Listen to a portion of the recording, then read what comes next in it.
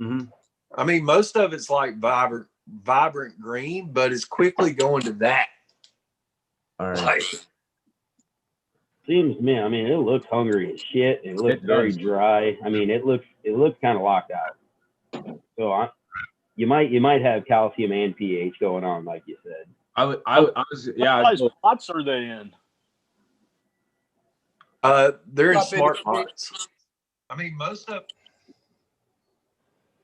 I was gonna say what Fluffkin said. Yeah, I think you probably have a calcium deficiency, but what's hurting you probably the most right now is a pH lockout. I bet any money that.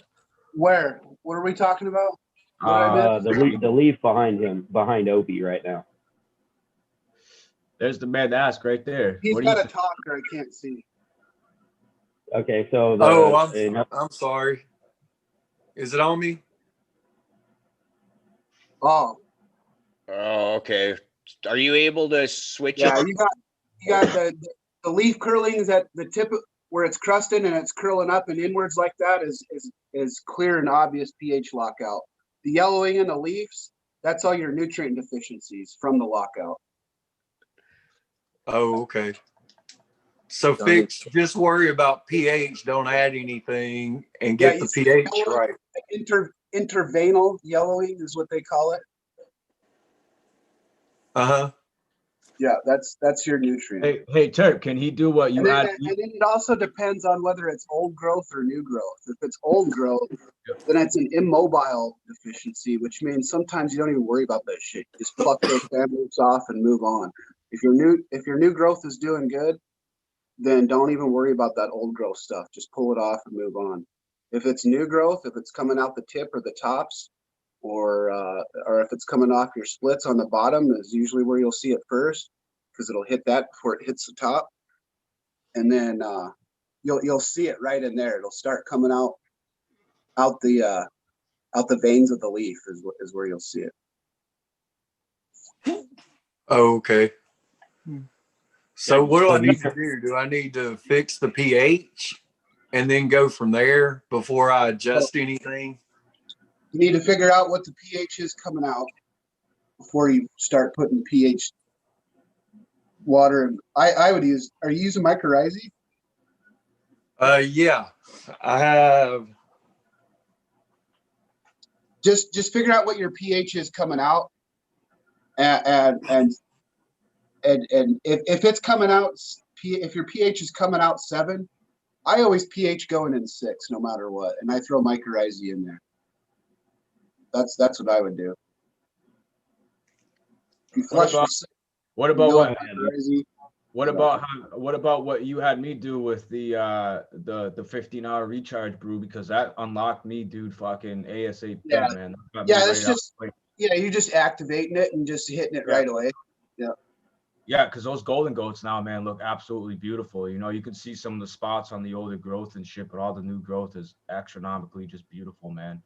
It unlocked me quick, and I was in the high, close to 8s, I want to say, when I did test it for my runoff, and then I hit it with that 15-hour brew, like you told me, recharge, and I mean, from there on, dude, I just made sure everything, like you said, went in at 6, dude, and I haven't had any issues yet, man. They're fucking.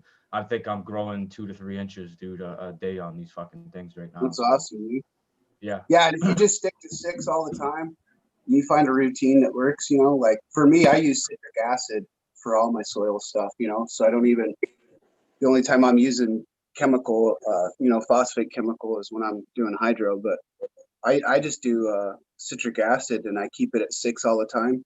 And I'll tell you what, I haven't pH'd any of my runoff coming out, and I don't know how long.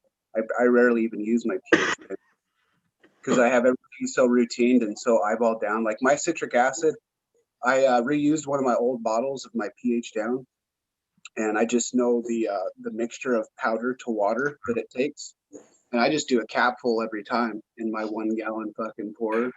And every once in a while, I'll test myself and I'll go back just to check it and see what's going on, and it's always within points over. Sure, nice. I'm in the middle of a lockout right now. What's this recharge tea? You gotta get some kind of You got to get some kind of aeration going on in a bucket. Large bubbles, small air stones don't work. They cut your population down. So you want large bubbles. If you can get some one and I'll show you. Get like the hosing and cut the holes in the hosing to get it to bubble out. It should be. You can get some 3/4 inch PVC. Yeah, and make a bubbler out of blow it. dryer, and you can bend it to fit inside of a 5-gallon bucket, and then drill some 1/4 inch holes in there, and then be able to hook air up to it somehow. But I'll show you what I got. You can get it from Build a Soil for pretty cheap. Yeah, or go look at what's it called, like Boogie something. I've seen them on YouTube a lot. Boogie Brew. Yeah. He makes like he has a whole video, man, to show you. Go right to fucking Home Depot, bro, and I think it might cost you like $25-$30, dude. Yeah. All the materials to buy, what holes to drill. And it's Okay, cool. Talking about because I got to get something for the brewing teas anyway. Build a Soil, man, is always sold out, dude. That thing is always sold out on Build a Soil, man. Those things fly off the shelves, dude. Yeah. Yeah, there's a couple different ways to make some micro brewers. I use an air stone, but I've been thinking about making like the one that sucks out of the bottom and it just kind of like spits out of the top every once in a while. There you go. Like a bioreactor type looking one. Right there, yeah, that little thing. This is it right here. Okay. See that? Yeah. Yeah, you can buy that inside of a 5-gallon bucket. It's got a thing right here. Goes into your air hose. Yeah, and then I just put my regular my hose just randomly fits inside the one that it comes with, so I didn't really have to do anything. So or you just sit there and blow, eh? Yeah, it's got holes drilled all the way through them. Yeah, so and it blows out large air bubbles. But the way that it's designed, it's really easy to clean. Super efficient for me.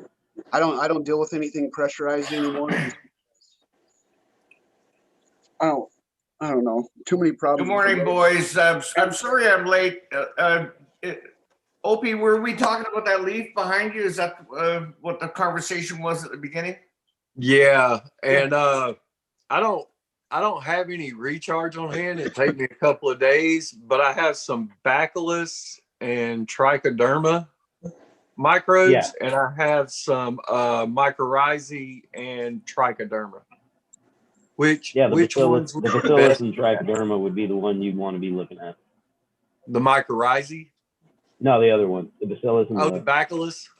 Yeah, the bacillus and tritus or trichoderma. Okay, yeah.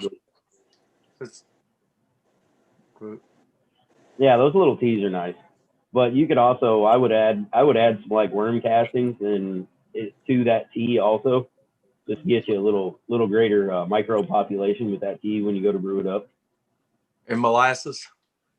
Yes, yeah. You always kind of have to add a sugar source or something sweet for the microbes while you're brewing them. So, yeah, I can. Honey works. Here, I'll give you like here's something for you to write down, Opie.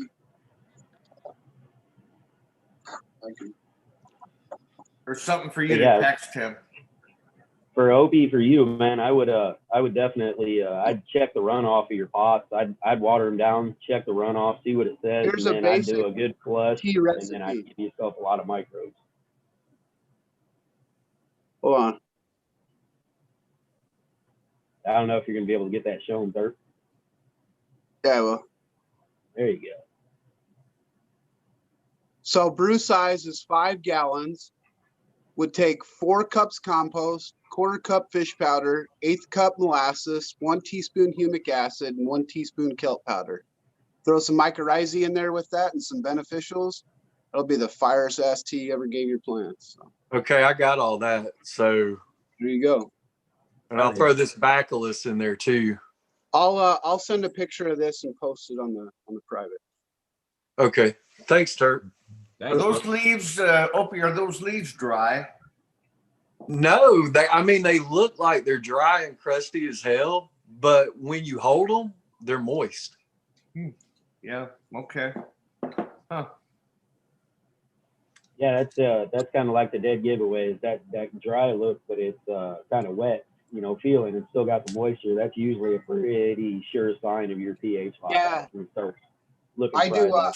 I test pots all the time because I believe pots are directly responsible for a lot of pH lockout and have been in the past.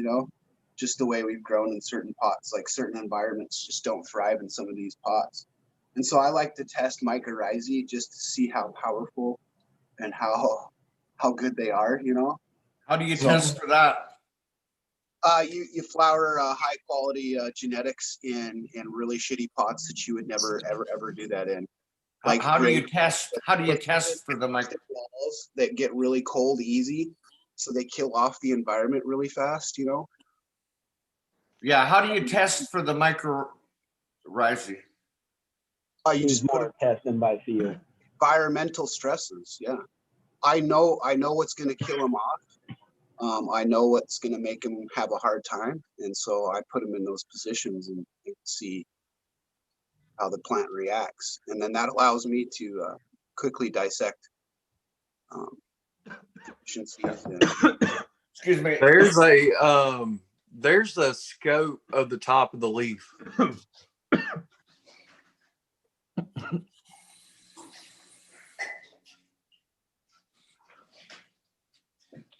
It looks like you got some BPD shit going on. Is that dew point moisture?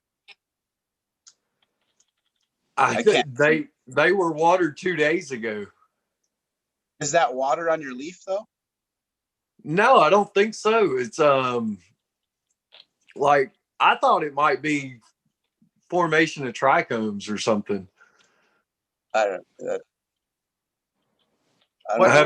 What week are you? What stage are you at? What stage are you at in growth there, Opie? They're about in those plants are probably a week behind the background Turch got. They're in that probably 2 weeks into flowers, still fuzzy balls. Okay. Yep. Well, I'll tell you, the picture behind me is day 74, so that ain't no 2 weeks into flower. Oh, never mind. Never mind. I saw something wrong. But they're the fuzzy balls, right? Just the 2 weeks in. Jesus, who started that? Fuzzy. Yep. I got pictures of that GIF in my head that was on the group chat the other day of that fucking whatever it was, all those fluffy balls unloading on whoever that was. Star Trek nerd. I need coffee before I die. I'll be right back. Should I go Dr. XP? No. Well, it's been a crazy week, fellas. Sure good to see you all here. Do we have some topics for discussion today? Is Bob going to make it? I don't know. I've thrown out a message or two to see if he was going to show up. I haven't heard nothing back yet. Yeah, I don't think we ever really know when Bob shows up. He's just always whenever he can get here, sort of thing, which is fair enough. That's why we wanted a whole bunch of people on the panel to begin with. You look at last Friday's show, we got I think it's 8 or 9 regulars on here, and it was me, Drizzit, and Terp. It was like, where is everybody? That's for topics, Opie was wanting to go over some Solo Cup Challenge stuff today, which I thought was a great idea. And then here's another one.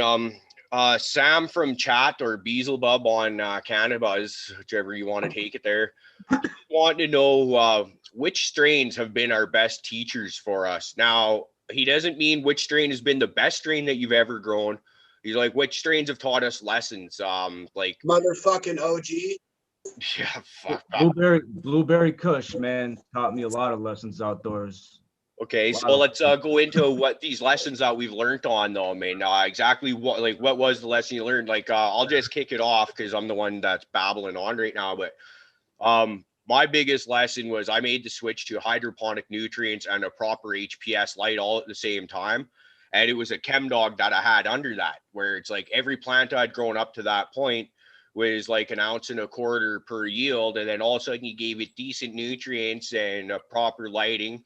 And all of a sudden it was 4.5 ounces off this plant. And it was kind of the awakening, holy shit, I was doing stuff way fucking wrong before. So that's I'd say ChemDog from Humboldt Seed Organization was my biggest teacher. Because you got to see better bud development and all that, and like the actual stickiness of the trichomes, and that was where they were just stacked on each other. Anyone else want to run with it? The Arise was a good teacher for me. Mm. I mean, because my room was like almost perfectly set up to run indicas, right? Because that was all I was really growing was indica dominant. And I got that Arise plant, and it taught me very quick and stretched to pay attention, or you're going to get light burn and have issues, because it just it grows up so fast, you know? And I wasn't prepared for that, like when I planted it, because I didn't do the right reading on the strain. Yeah, I'd say for me, I mean, I've got this Purple Fantasy going. You know, it's a strain from years ago, and it's just taught me that there is finicky bitches out there that they just want to do whatever the hell they want to do. So, you know, I've changed up my watering practices, my feeding practices, my transplanting practices. Like I've got to do everything different every time I fuck with a plant.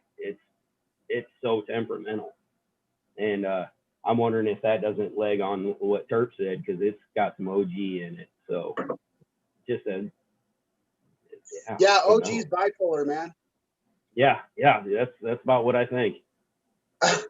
OG's a lot like me. Shit just changes from day to day. No, it's it's fucking. You get used to one OG plant, and then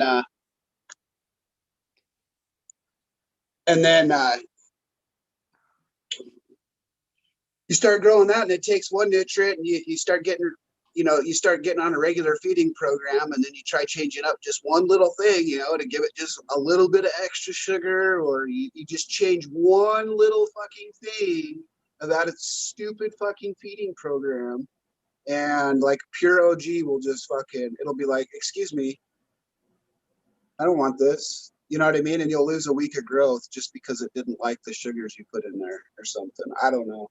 I just think they're really, really touchy. Light too. OG just for some reason doesn't like its light cycles fucked with at all. So yeah, I agree on all that. I had a lot of problems with Herms with trying to lock down a good OG that was solid in my own, and that sucks because you got to destroy a lot of stuff.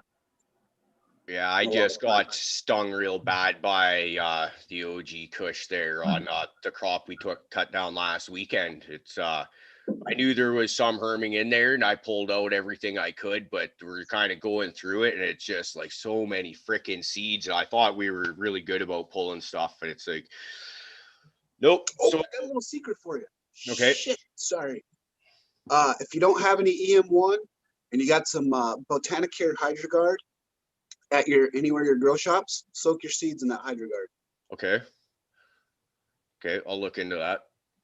Just a couple drops to a diluted glass of water. I like the sounds of that. The bacillus root inoculant. So it's the same fucking shit. So oh shit, yeah. Sir, do you EM1 your seeds?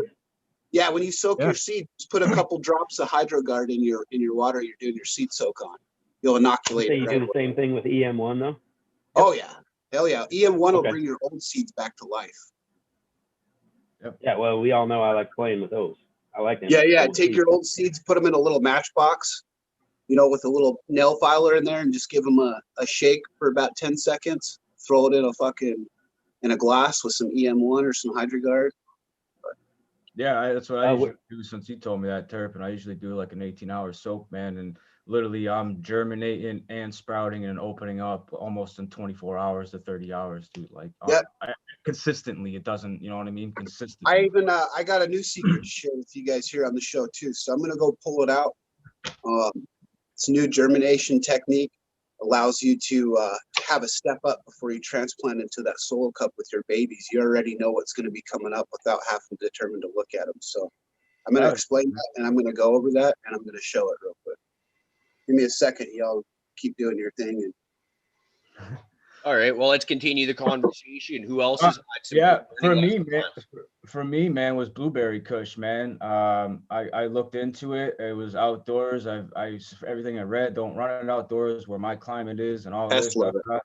And I'm like, fuck it, I'm gonna take a chance, and I did, man. And this thing fought me every day. I mean, it was so temperamental. But I fought it. I learned so much. That was my first grow out this way when I moved back out here in Massachusetts. But it fought me the whole way, man. And still to this day, that was 4 years, going 5 years ago, I still getting asked when I'm going to grow that Blueberry Kush again. It's like, but it taught me. And I think that's what set me up to be successful indoors so quickly, because I'm an outdoor grower by heart, by nature. You know what I mean? But yeah, man, that Blueberry Kush, it fought me, but hands down, I gotta say, I wish I would have cloned it, but I didn't. You know what I mean? I wasn't where I am now, we'll say, growing wise. And yeah, so I never kept it around, unfortunately, but I miss it. I wish I still had it. That's exciting.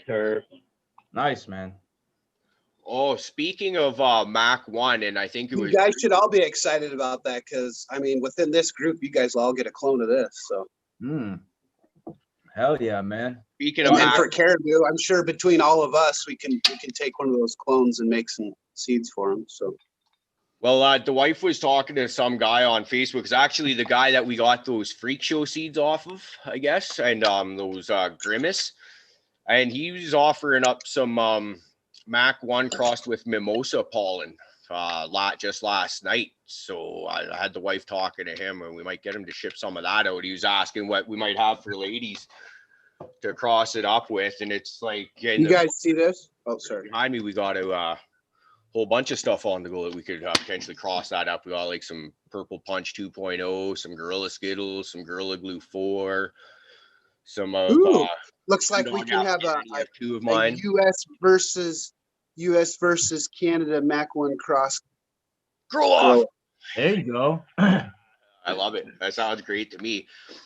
Check this out. Okay, here's what I'm going to share with you. You guys see this? At all your dispensaries, you should get grassroots products, right? Most of them.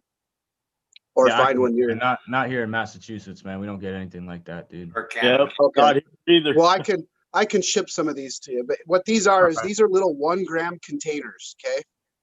These 1 gram containers have a black that go around them and a clear spot on the bottom. See the root there? Yep. So what I did was I did a seed soak. I put the root right cube inside of here, slid it down in there, and then I pop the seed down in there, and I just spray the top of it. And I have a little plastic, container like Ziploc, regular kitchen thing. It goes over the top of it, and it keeps that humidity layer within this 2 inches right here that it slides down. So now when I'm ready to check this, I can pull out all the ones I popped, and I can look at the root coming out the bottom of them. And I can see, how explosive the root growth is. I can kind of tell who's going to take off, who's going to have stretch right away. And it was incredible. I did it when I cracked all the lady marmalades, and it was just crazy. I could see which ones, when I pulled that out to go into solo cups, I could see which ones, and I marked them on the solo cup. Aggressive roots, I gave them all numbers. And so I'm able to just go over and go through those numbers and be like, okay, you're the root that was like a number 6. You're the root that took off. You're probably a male. I'm going to put you over here and just watch what you do. You know what I mean? It takes a little bit of guess game out of just popping it in a solo cup and seeing what comes up. I'm able to see that root zone before I put it in the solo cup. It's one step ahead. Yeah, a lot of times I do the same thing with my solo cups, and I just, I root in a solo cup, and then I put a red one on the outside so that anytime I want to check my root growth and stuff like that, I can pull my stuff out, look at it, put it back. I kind of use the same theory. That's a 2-day. That's a 2-day pop from seed going into the soak. That's where we're at in 2 days. Wow. And this is one of my crosses. This is what do you this is an Orange Rose cross Cherry Garcia. So I'll put a little bit more on that and then tell me what you do. But I like to as well. My root rider cubes, I'll do a 24-hour soak in either fresh aloe or EM1 with the soaking the seed as well. And like I said, I noticed, man, 24 to 30 hours, dude, it's a little bit further than where you are now, man. Like I didn't pH these cubes or nothing. Nope, me either. I don't either. I use regular so I got filter system downstairs. I just use regular temperatured 7-degree filtered, watered, man, and fucking soak them 24 hours of cubes with either aloe or like I said, the EM1 as the seeds are soaking. And like I said, like it's 24 hours. I got tap roots and then they go right in there. Those are ready. And I mean, it's a pretty quick process. And I've been really successful with it as well. And then especially when you told me about soaking the seeds in the EM1 a few months back, this time around, now those babies, I had 100% germination, dude. They all look beautiful. It's like, with the... Did your germination time go up too from like a 21-day period to like maybe a 14-day period-ish? So I'd say like 17 right now. I am from that, like 17, 21 to 17, 18, give or take. Yeah, I'm astonished, dude. You know what I mean? Like I think I have with the information you gave me and then what I've done in the past since I've always been growing, that combined, man, I think that's a good solid germination recipe. Or I use the same thing on my clones too when I take clones. You know what I mean? Fresh aloe, EM1. Soak the cubes, you know what I mean? And I have some explosive root growth, man, pretty fast, so. Yes, that's awesome, dude. I would love to get some of those, man, because I like the clear. You could, yeah, dude. Hey, and you know how I have them in the trays, so man. Those trays, it's such a pain in the ass in those fucking trays. Those trays are like, they take up so much room. Yeah, man. And these things, I can put all these things in like a... In one of those in a little tote, in a little tray, and place it anywhere. Yeah, man. They fit anywhere, everywhere. I can put them in a bunch of Did you put a drainage or air hole in the bottom of those, Kurt? Nope, because I'm able to see as soon as that tap root comes, which I see now clearly, right? Like I can go and take this out, take my tweezers. It's going to go right in a solo cup. Never have to worry about it. If there's any browning on the root, when I pull it out, you just clip that part off and plant it, and you're good to go. Yeah, that helps just keep that moisture in there for it to probably root fast. Yeah.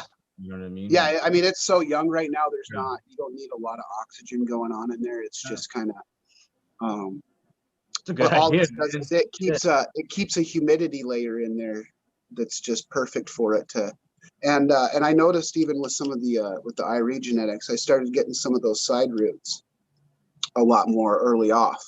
So not only did I have a tap root, I had a couple little guys poking out the side, and that tells me that's going to be an aggressive feeder right there. So I'll mark and number that one accordingly.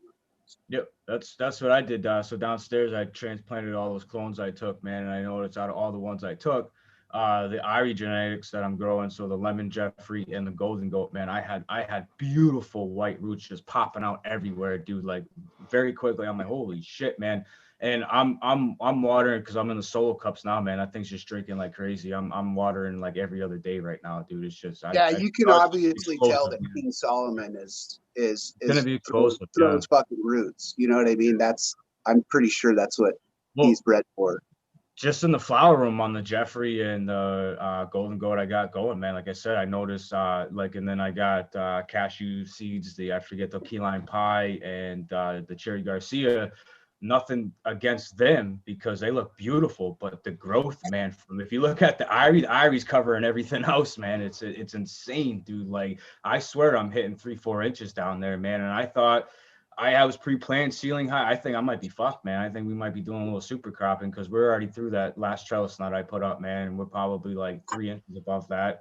When lights come on, when I go down to this afternoon, who knows where I'll be, you know what I mean? Right. Holy shit, man. So yeah, huge shout out to Rob and Jeff, man. I love your work, brother. You do some amazing work, dude. So. Hey, Caribou, how you always say, sometimes you see that person in chat and you really get excited because they're there and you almost feel like you made it because they're watching you. Who's that, man? I feel like I know who you're talking about. I do too, man. It's Caribou. It's Caribou, man. I'm very excited to see her here in chat, man. Oh, yeah. Shout out Painted Lady. I love her post, man. She's a cool motherfucker. You know, I watch her on her shows usually. I'm really, really stoked to see her there in chat today. Yeah, that's cool. Hey, shout out to her. She gave me a lot of really good advice, like early on, you know, I mean, a lot of months back, and I really appreciate her taking the time out to do that shit. You know what I mean? Hell yeah, man. Yeah, she runs some great stuff. She likes those what are they called? Those blue yellow bottle? Yeah, blue and yellow bottles. Yep. Yeah, blue and yellow. Australian science. Man, she does You beautiful. guys got their science down, man. Yeah. Yeah. They'll be the last ones standing. If they don't get blown up by one of us fucking monstrosities. Yeah, Fluffkins, huge shout out to the Painted Lady, man. I follow her work. She does amazing work, and I respect her even more because she's a female, and you don't see that enough in this industry right now. So huge shout out to her, man. And I hear that. Thank you, everybody, this morning in chat. If you can, go hit that like button, subscribe if you haven't to the channel, and I just want to thank you now before we all our stoned asses get carried away here on a good ass show this morning.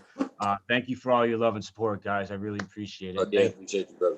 You already kind of saved the day there, Blake, because I was already freaking stoned out of my mind off in left field, just kind of.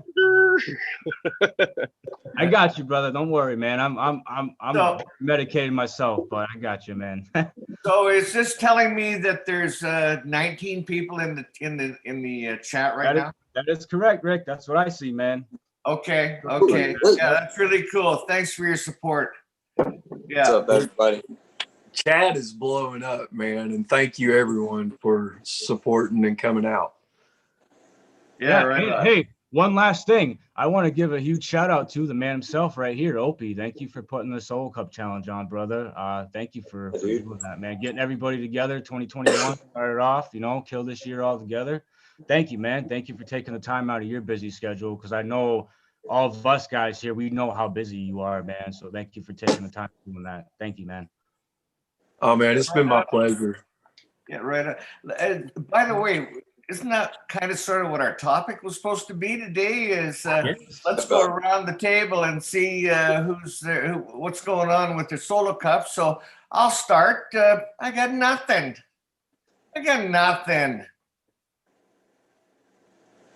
Never got it done. Never got it started.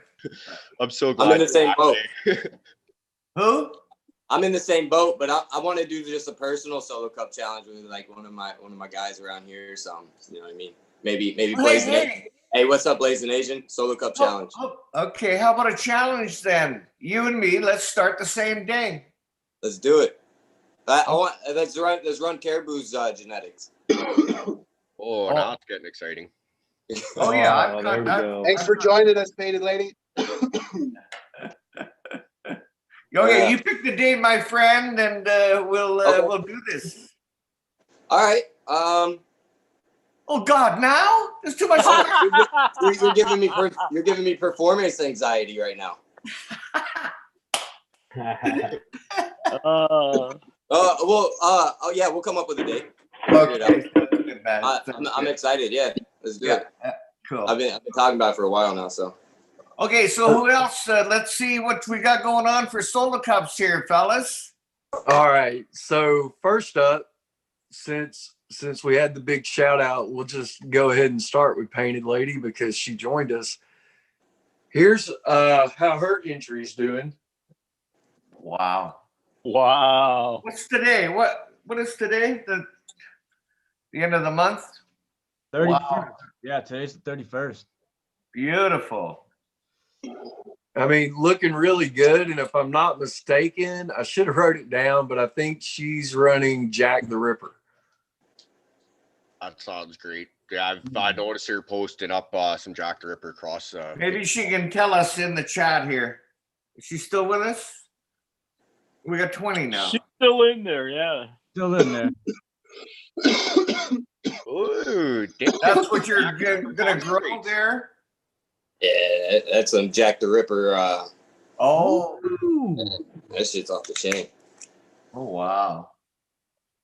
Oh yeah. Oh, it's so light, eh? Wow. It's saucy. Hmm. All right, back to the topic. Sorry, guys. Okay. So does anyone have any feedback for her plants and how they're doing? Oh, I'm impressed. They're gorgeous. Yeah, they're gorgeous. Yeah. Short internode spacing, I can see a little bit of that. Very short internode spacing. Yeah, they look great. Is that an indica? I am not sure. She said it's the Jack the Ripper F2s. Okay. Is what she's And running. that is a subcool, and that's there's a lot of Rosta Jeff throwing or crossing stuff with Jack the Ripper, so that's really exciting stuff coming out in the future. Seeing that all over the place. Ooh, that sounds nice. Yeah. Okay, so next up, who's okay. LL Canbros, New York. I hope I pronounced that right. I talk to him fairly frequently, and actually I've got some seeds I've got to get out to him. I told him I was going to get them out last weekend, but the IT department, she actually is getting some Cariboo Hart TV stickers. So that thing you see behind me there, we're going to get that, and then the Cariboo Hart Organics logo printed up in stickers, and I'm going to throw some of those in there with your package. And that brother is actually in the chat right now, so hopefully he's hearing me saying this. I have not forgotten about you. I still got those seeds. In fact, there's your pack of seeds right there. And you got like 1, 2, 3, 4, 5, 6 different things in there. You got some Super Silver Haze and Slurricane all crossed with White Widow Afghani. And then you've got 4 sets of White Widow Afghani F2s for my last run that I did. So, and Painted Lady is telling us I have 3 females of 5. Gonna have the guys help me select which one to keep on the Michigan Brothers show tonight. cool. So check that out tonight. What time is that? I think doesn't say. At about 7 o'clock my time is usually about it, I think, but she could confirm that. Yeah, go check out their show. They've always got lots of good stuff on Michigan Bros show. Yeah, they do. Oh yeah, I love that show, man. Yeah, it's gonna pot up the rest of them. Oh, nice. So I didn't. This is the unlisted at LI Canabros, New York, and I didn't note the strain name, but let me get out of the way so you guys can see this one. She calmed it. Yeah. Oh, wow. That looks hella good, man. And that's the same 31 days. Yes. Wow. That's amazing. That dude looks like he knows what he's doing. That was the kind of stuff Turf was showing that scared everybody when the Solo Cup started. Yeah, that damn Cherry Garcia that just terrify you when he's like, yeah, I'm going to do this. Oh, yeah, I can't wait to enter. When do you see mine? Yeah. You're muted, Turf. I'm already out. Mine was a male. Yeah, I know, but man, when the Solo Cup first started and you were showing pictures of that Cherry Garcia, I mean, that was really the mark that I had set where I was like, I'm going to do this. And that's what I got to keep up with, because holy shit. That thing was thanks. Amazing. Yeah, it's Solo Cups are fun, and when you breed in them, you get used to just popping those things and bottom feeding on those things. Yeah, I'll tell you what, I've been a big fan of bottom feeding lately. That's been a thing that I've kind of switched to, and I'm really enjoying it. And I think there's a lot to be said for it. Okay, so for a noob like me, what's a good way of starting a good introduction to bottom feeding? And is that like sip pots that we're talking about, or is it something different? Do you have something that you're directly feeding downward, or are you just soaking them from the bottom up? Yeah, I mean, just soaking. I mean, it's the same principle, right? However you get it down there, but how do I know it's enough? How am I not overwatering when I'm doing that? I find it a lot harder to overwater because the media is taking and soaking all the water back up into it. So since it's wicking and you're not really, just drenching it and compacting it back on top of itself, it stops on its own. It's a lot harder, it seems, to overwater, in my opinion. But a lot of times, also, a lot of people, they'll take their like drip pans and stuff on the bottom, they'll fill those with perlite, and then they'll fill that water up so that perlite helps wick then into the pot. And so you have like another just layer of like slow wicking. It seems to work out real good for people. That's like, I'll do that when I travel and stuff. If I got to go somewhere and I need to keep, my garden watered for a little while, I'll do the perlite trick. I'll fill up all the bases perlite, then just flood that tray with water, and then it'll soak up into the pot gradually over that amount of time, and gives you time. I like the consistency of watering. You put the same amount in and you get the same results every time because it wicks up the way it wicks up.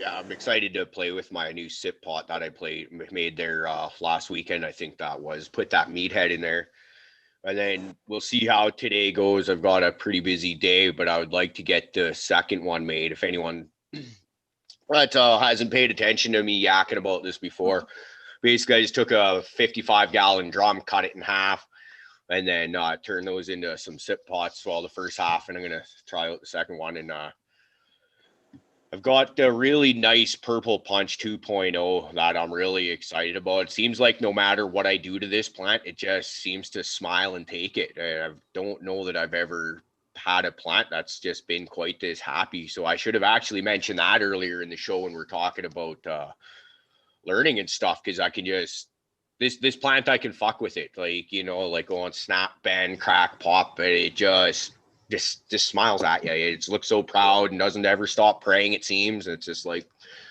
great. So I want to throw that in a sip pot and just really see what it can do and maximize that one, because I think once it's living in my garden, you gotta kind of put up with a bit of stress and just I'm hard on my plants. So once it's just doing its thing, it'll start rocking and rolling, I have no doubt, and then try that out. Yeah, it's kind of like mine, but mine are all unintentional stresses. Since I'm learning, I just like I'm learning how stress affects plants pretty well firsthand. Yeah, but by the time you get into breeding, you'll know all about stress testing the shit out of it. I'm learning firsthand. Like if it's kind of cool, you know what I mean? Because I don't know, it's all learning, and to me it's fun, because at the end of the day, they're doing pretty well, and it's just, you guys have been giving me advice through the whole thing. So, it's people like you and all the great, awesome people at Cannabis. Yeah, it's nice. Like I've said a million times, I wish I had people like the Cannabis community back when I was first starting out. I would have saved a lot of money on doing stupid shit that I probably just shouldn't have even bothered thinking about, let alone time and money, man. Absolutely. Yeah, you think at the beginning, you're like, yeah, I'm just gonna get like a tent real quick and I'm gonna grow some weed, man. Like I knew it was more than that, but like, just dealing with stuff like unforeseen things, nutrient lockout and stuff, reading it wrong and just not properly flushing, you know what I mean? Like just little things like that, and how it affects stuff. So dude, like, well, that CalMag deficiency that went through all my rooms right at the Christmas time, it was just like, what the hell? I've still never seen anything like that. And everything that had just been flipped to bloom like a week or two before that ran through was just like, it's still struggling. Like, yeah, I'll get a crop off it, but I won't get, like I was saying on the last couple of shows, how I'm going to start paring down my grow. It's just I'm not getting harvest weight off plants, and part of that is because of shit like that the CalMag deficiency that just fucking hurt my plants, and I don't have the time and energy to be able to just dial in everything I would really like to. So we're going to go back to 2 veg, 2 bloom, and just work at maximizing that. And I'll end up pulling better harvests having just that dedicated 2 lights for bloom than I will have in current 4 blooms, where you're not pulling full weights when you got stupid shit like CalMag going on.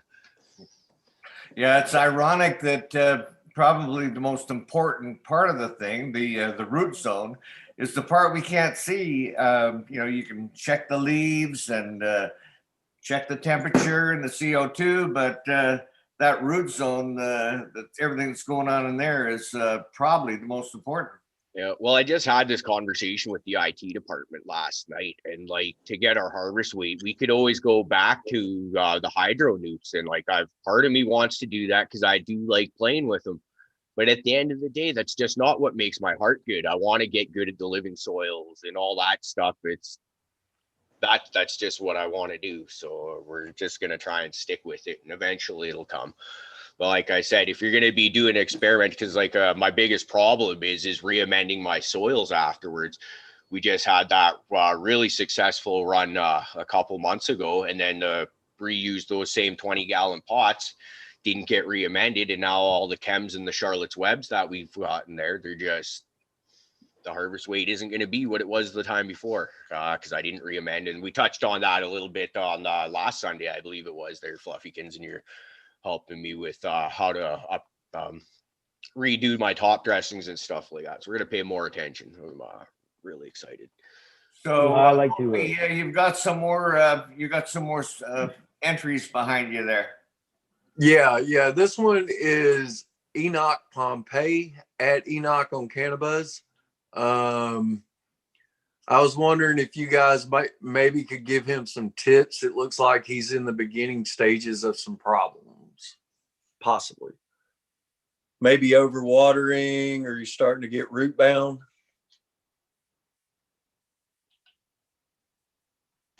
This is not my specialty. Oh, Terp, you're on mute. I heard you trying to talk. We got to get the mad scientist opinion on this.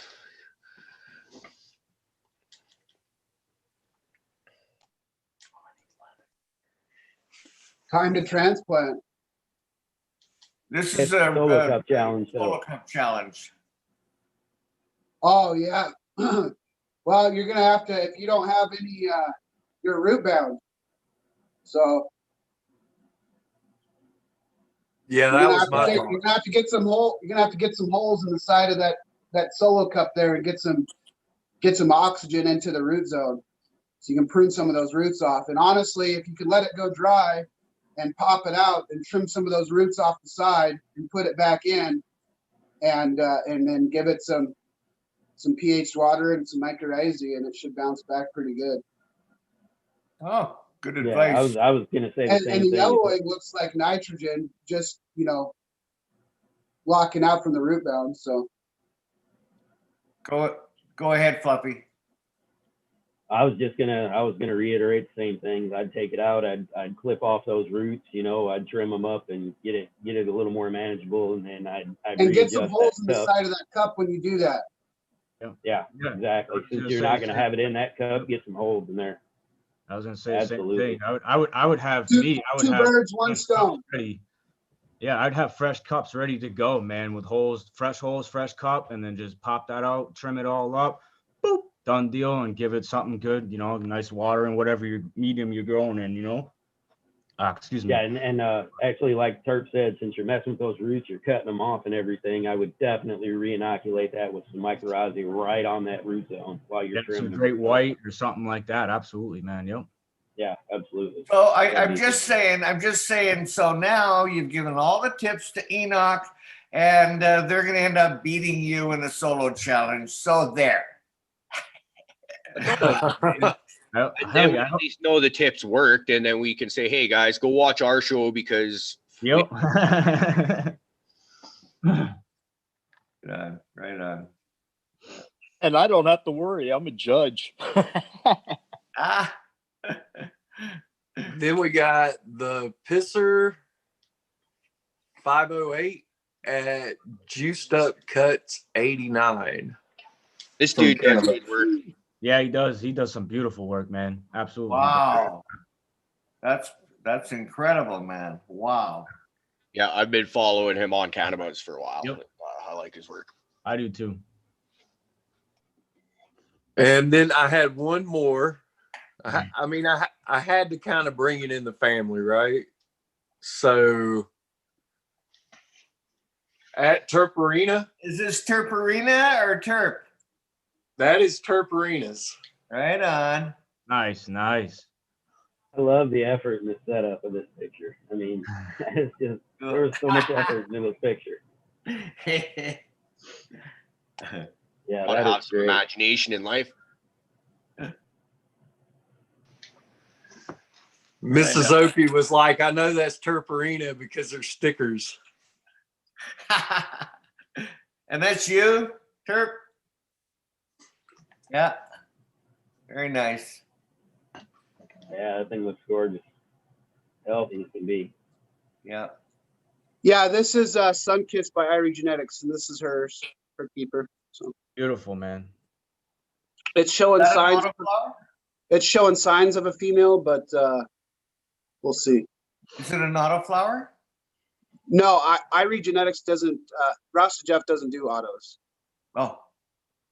So, but I'll have some of his autos one of these days. So he'll be able to get Irie autos from me. Cool.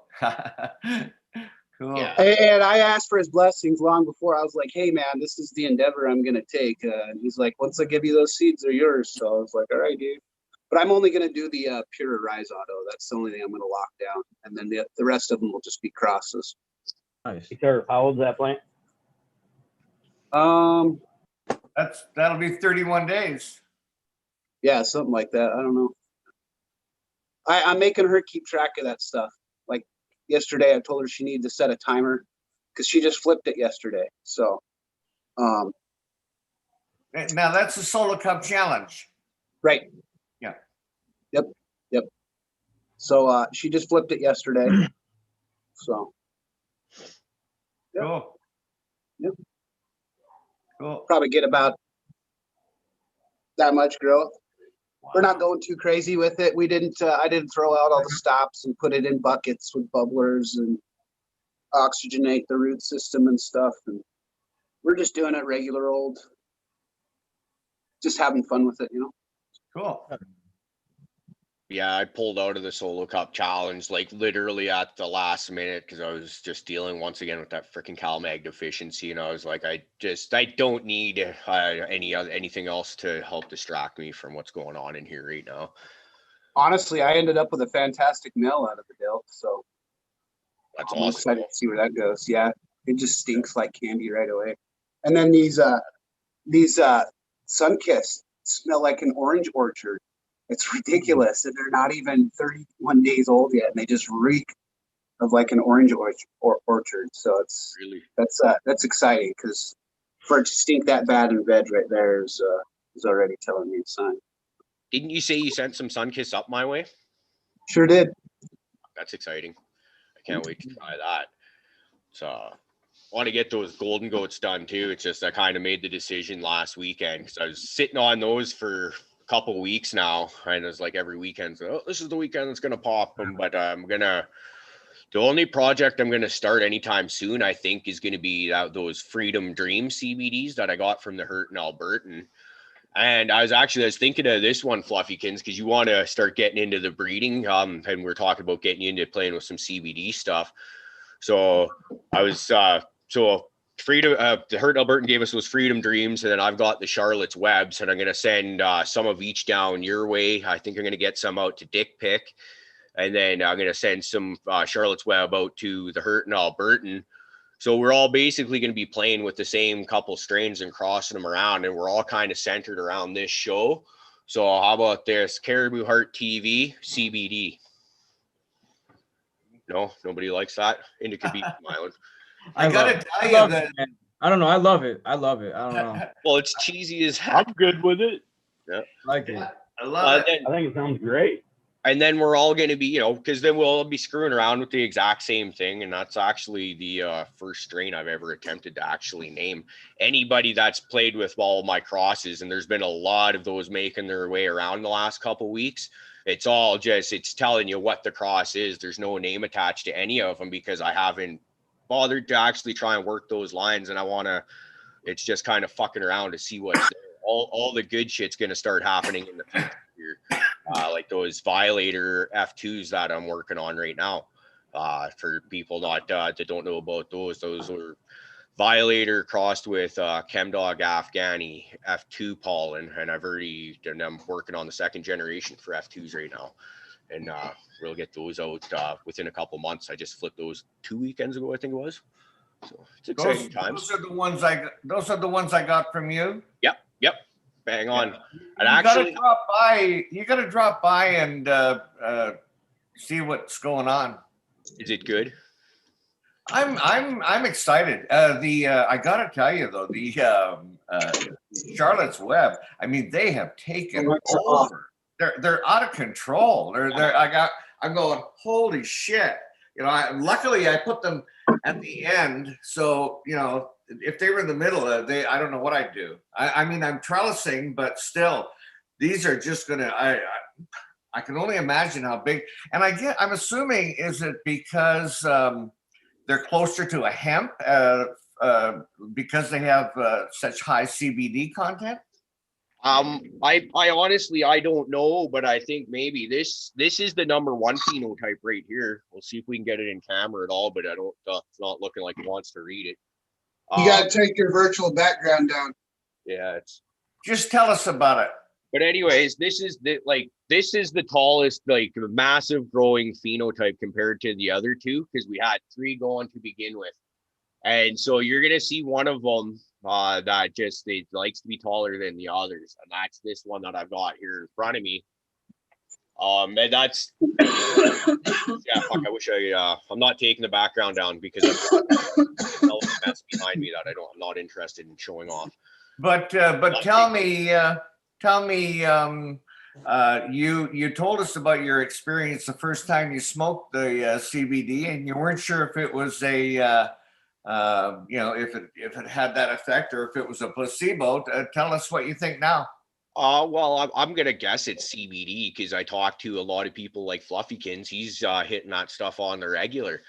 And like I said, maybe it is a little bit of both, but like last Saturday last weekend Saturday, I think it was, I was a nervous wreck and I was in a state of shaking for about 24 to 28 hours, somewhere around there. And I threw some of that Charlotte's Web inside the air riser and I just started puffing on that. And then all of a sudden, I wasn't shaking. I was calm, and it was like fuck. I was a nervous wreck up to that point. And it was like, holy, it's gone. And as I was saying, I think it was last Sunday, just when you get wound up and you just feel like a spring and you're about to pop, and that kind of just is generally what happens. You snap at people who don't deserve it, and then it didn't happen. It was just gone. I was just so thankful. And now, in the last week, I've been smoking a hell of a lot more CBD than I have been smoking THC. Just because, I'm still dealing with a lot of stress in life, and I can sit there and puff on the CBDs all day long, and I'm still clear-headed. Whereas if I'm smoking the THC, very soon after about the 4th or 5th joint that hour, I'm just gonna sit there and just stare ahead at nothing, just like I'm not accomplishing anything. So I'm really not doing any good. And it's the anxiety. It just kicks off at a certain point too, where it's not doing anything for the anxiety. The CBDs is doing a lot. I swing a chainsaw around for a living. My body hurts at the end of the day. You started puffing on that, and you can still feel the aches and pains. They're there, but they're not as severe as they were prior to smoking. It's I'm huge on it. I absolutely. Well, that's exciting, man. That's exciting. And I could actually the IT department as well. She's kind of gotten to the point where she smokes like a bowl or a joint of THC weed right before bed. Other than that, after work, from the time up to that, it's mostly CBD. So it's hell yeah, man. So I've never actually had it. What is it? Does it taste the same as regular weed? Now Fluffykins is saying that they do seem to have a habit of having like a fruity, almost red licorice type taste to them. And I'll say that would definitely be the case with the Charlotte's Web, because the first time I tried it, I was thinking like red candy, like maybe jujubes or something like that. So licorice would obviously get thrown into that category. And yeah, very much so. Sorry about that. I got some Gorilla Skittles, which is the baby shit terps that you always hear me fucking yapping about. And I'm really excited to try and cross that with the Charlotte's Web and see if I can do something really good there. Because if I can, my understanding is Charlotte's Web is supposed to be in the neighborhood of about 17% CBD. And then if we can get some, jack that THC content up there, be, 8 to 10%, maybe have the CBD sitting around there as well. Just be like a stoner's wet dream for right there for myself, man. I'd be pressing dabs with that steady and just like, oh, yeah. And then we'll have the baby shit Turp Factory CBDs going on. It'll be great. Ooh, fire, man. That sounds. Is the Charlotte's Web, is that CBD strain they patented? I don't know if it was. Is that a yes? Oh, no, I thought he was asking. Okay, sorry. The IT department heard that and thought you were asking something different. I don't know. Also, like local Smith, the smoke shop, they have like a lot of plays off of it with like their CBD hemp flower that they got there. It's like Charlotte's Wife and Charlotte's all of this other stuff. Yeah. But it's really popular up there. And I've talked to a couple people that actually just get the CBD flower and they swear it actually like really helps them, So, I have a lot of aches and pains myself from, I was a big skateboarder and all that shit or whatever, but, whatever. And so I want to start experimenting with it. And, that Cariboo Hart CBD, CHCBD, that's dope. Yeah, we'll have that passing around. And like I said, once we get a few seeds of that going around, then everybody can have them, man. Just give them to people for free. Like people should just, if you can live a little bit more anxiety free, a little bit more pain free, let's do that for people. The wonderful pay it forward attitude that we love around this community so much. Exactly. Yeah, once you started talking. I'm sorry. I'm just gonna. I'm beginning to hate the chat group. It seems like they're having more fun than we are. This is just not right. 21 now in there. Yeah, they're going like crazy. That's great. We love the support. Hey, shout out to you guys out there. Coming and hanging out with us. Fucking love that shit. Everybody, get nice and baked. Hey, 311. Everybody's talking about what they're having for breakfast and shit. Got me hungry as hell. Bacon, biscuits. Like, I'm like, man. I'm looking at my cats like, yo, lazy as hell. Go do something. Hey, 311 asked our thoughts on seeds versus clones. I like the variety that you get from growing from seed. And so I'm just now going to start cloning because I want to breed. And that's the only reason. But he wanted to know our thoughts and everything. But for me, it's the variety of the seed is what I enjoy most. I love them both because they each have their purpose. Like you said, you're getting into breeding and stuff like that now. And if you find a cut that you like, obviously cloning is the way to go. Where that gets bad is in like my area where Violator, MKU, Pink Kush, those are freaking huge in my area. But we're this little backwoods freaking redneck community. And these are like old ass freaking strains. And it's all the same cut of all three of these strains if you want them in this area, right? So it's cool. You got these really strong kick-ass strains, but it's all the exact same thing. You've got nothing special to offer anybody because the guy down the street's selling the exact same thing. And that's the downside of clones.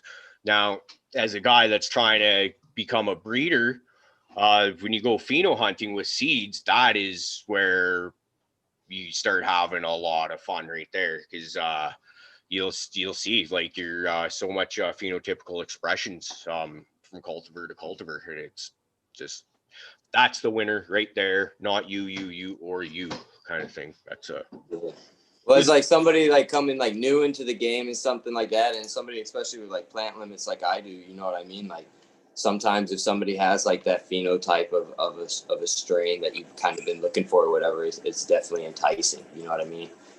Because that's a guaranteed female. It's a phenotype you like, you know what I mean?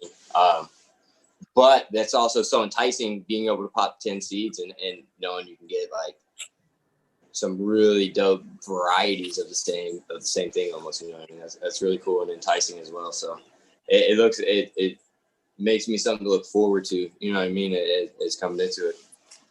Not trying to get too far. I love growing the seed. I love all the new stuff that comes out of it. You never know, the vigor might be, awesome. The whole plant, there's just there's a lot unknown about a seed, and I love that. Like a box of chocolates, man. You never know what you're gonna get. But I am like, I feel like I screw up seed grows more than I screw up clones. So for me, it's super easy to, get clones ripping and going, and off we go, and I know what I have and everything's all good. But I like to pop seeds to get who knows what. So yeah. That's how my. Yeah, I agree, man. I love popping seeds, and like what I do, I take I'll take like 2 to 3 clones off everything before I go into flower. So if out of what I get out of whatever I have on that table or whatever I'm running, like you said, if I'm like, holy shit, this is the one, at least I have something there I can always refer back to. But then a day I love popping beans, man. It's like a box of chocolates, like I said. You never know what you're gonna get, and it's just fun, man. For me, it keeps on making cannabis more fun and just better, you know what I mean, in many ways, because it always keeps you on your toes, man, and I love it. Yeah, makes sense. Yeah, absolutely. I mean, it's so cool to see, like I've got a file of 20-year-old seeds that I've been saving for 20 years, and it's really cool to pop that stuff or attempt to, because it doesn't always work, guys. Not all of them have been stored properly, but they're all there, and most of the time I get that stuff to pop, and it's really cool to bring some of that super old school shit back. Well, hell yeah. Hey, Drizzt, I forgot to tell you, man, because I've been so fucking busy, dude. I sent those out to you, so be looking out, man, for that package, brother. Okay.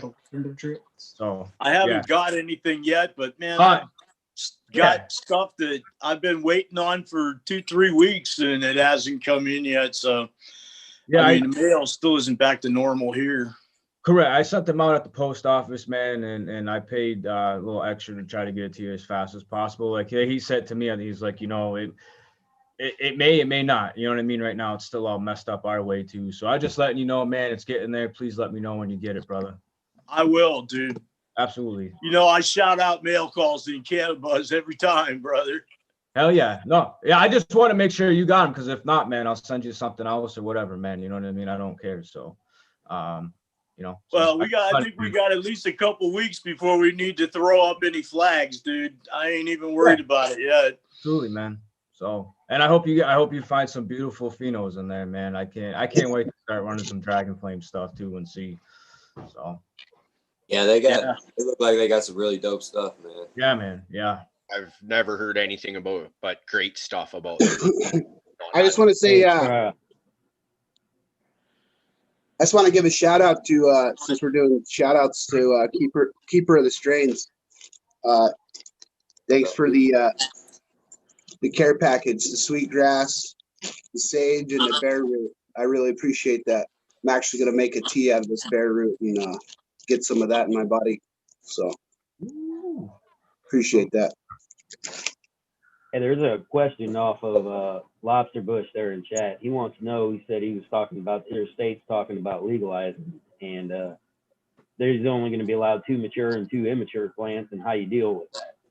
And for me, I would say, I'm going to grow 2 big ass plants. I'm going to take them from, seed. Once that thing gets to about halfway through flower, then I'm going to start my 2 seeds or, get my clones going so that. But you're going to have to take just 1 plant and fill out as big an area you can, if that's what you want to keep yourself going. That's how I would deal with it. I mean, I'm kind of stuck in the same situation. Our state, you're only allowed 6, and I can't even have any like immature plants. It's just 6 plants, period. So basically what I got to do is I grow them from seed all the way up through, and then the last couple weeks when I start flushing, that's when I plant my next grow so that they're ready to go in. As soon as they're done, I can take those out and put the light back over to veg and stick them in. Keep telling you guys, man, just come to Canada, pay for your medical license, and you've got a license to not be fucked with in terms of plant count. So we all need to stand up for our rights and overgrow the government. Absolutely. Just saying. Hashtag overgrow the government. Pick wasn't it you this that summer, was staying in grab all the Illinois? seeds you can, throw them everywhere you can, in responsible places. That is not by school grounds or anything like that, but your local courthouse bushes, everything like that. Just throw a couple beans wherever you go. Why not? And just be glad y'all don't live in Idaho. They're trying to pass a law there where you can't even have marijuana, period. It's like, are you serious? Everybody else around you is allowing it. Allowed it, yeah. Oh, man. Ridiculous. Speaking of spreading the seeds around here and there, courthouse lawns and stuff like this. So this is my random seed jar right here. Yeah. So what I do is I spend a lot of time on the road working, and it's usually rural areas. Like swing a chainsaw around. So as you imagine, not a lot of that goes on in the city. But what I do is every time I go on the road, I just like to bring some of those, find a nice spot, chuck them in the ditch or whatever, see what happens, and it's getting to be that time of year again, so it's getting to be exciting. Yeah. When you're being limited that much, I would definitely look at the larger veg and just growing larger plants. Like I would be vegging 6 to 8 weeks, just so you can maximize, get more yield. And if you do those like perpetually, you'll never run out of your plant count, and you're still going to get a good yield. Yeah, I mean, I'd probably keep one flowering. I'd keep one in the middle, and then I'd keep, one coming right behind that. I'd probably have one kind of in the super early veg. I'd have one kind of mid veg, and then I'd have one, big, working on filling out that tent. So that's the way I'd do it. Yeah, I'd do one big plant, do that, one right behind it, and then one ready to go. And it sounds like that'd keep you right at your plant count, and that'd keep you running. Because I mean, you're always going to kind of have to stagger a harvest like that, but it makes sense to me. The whole plant thing, the whole plant count thing is it's just wrong. What a person's it's got nothing to do with plant count. It should have to do with the light. Everybody's prescription should be based on the amount of light that is given on. It doesn't matter how many plants, one plant or 101 plants. It's all about the light. It's square footage.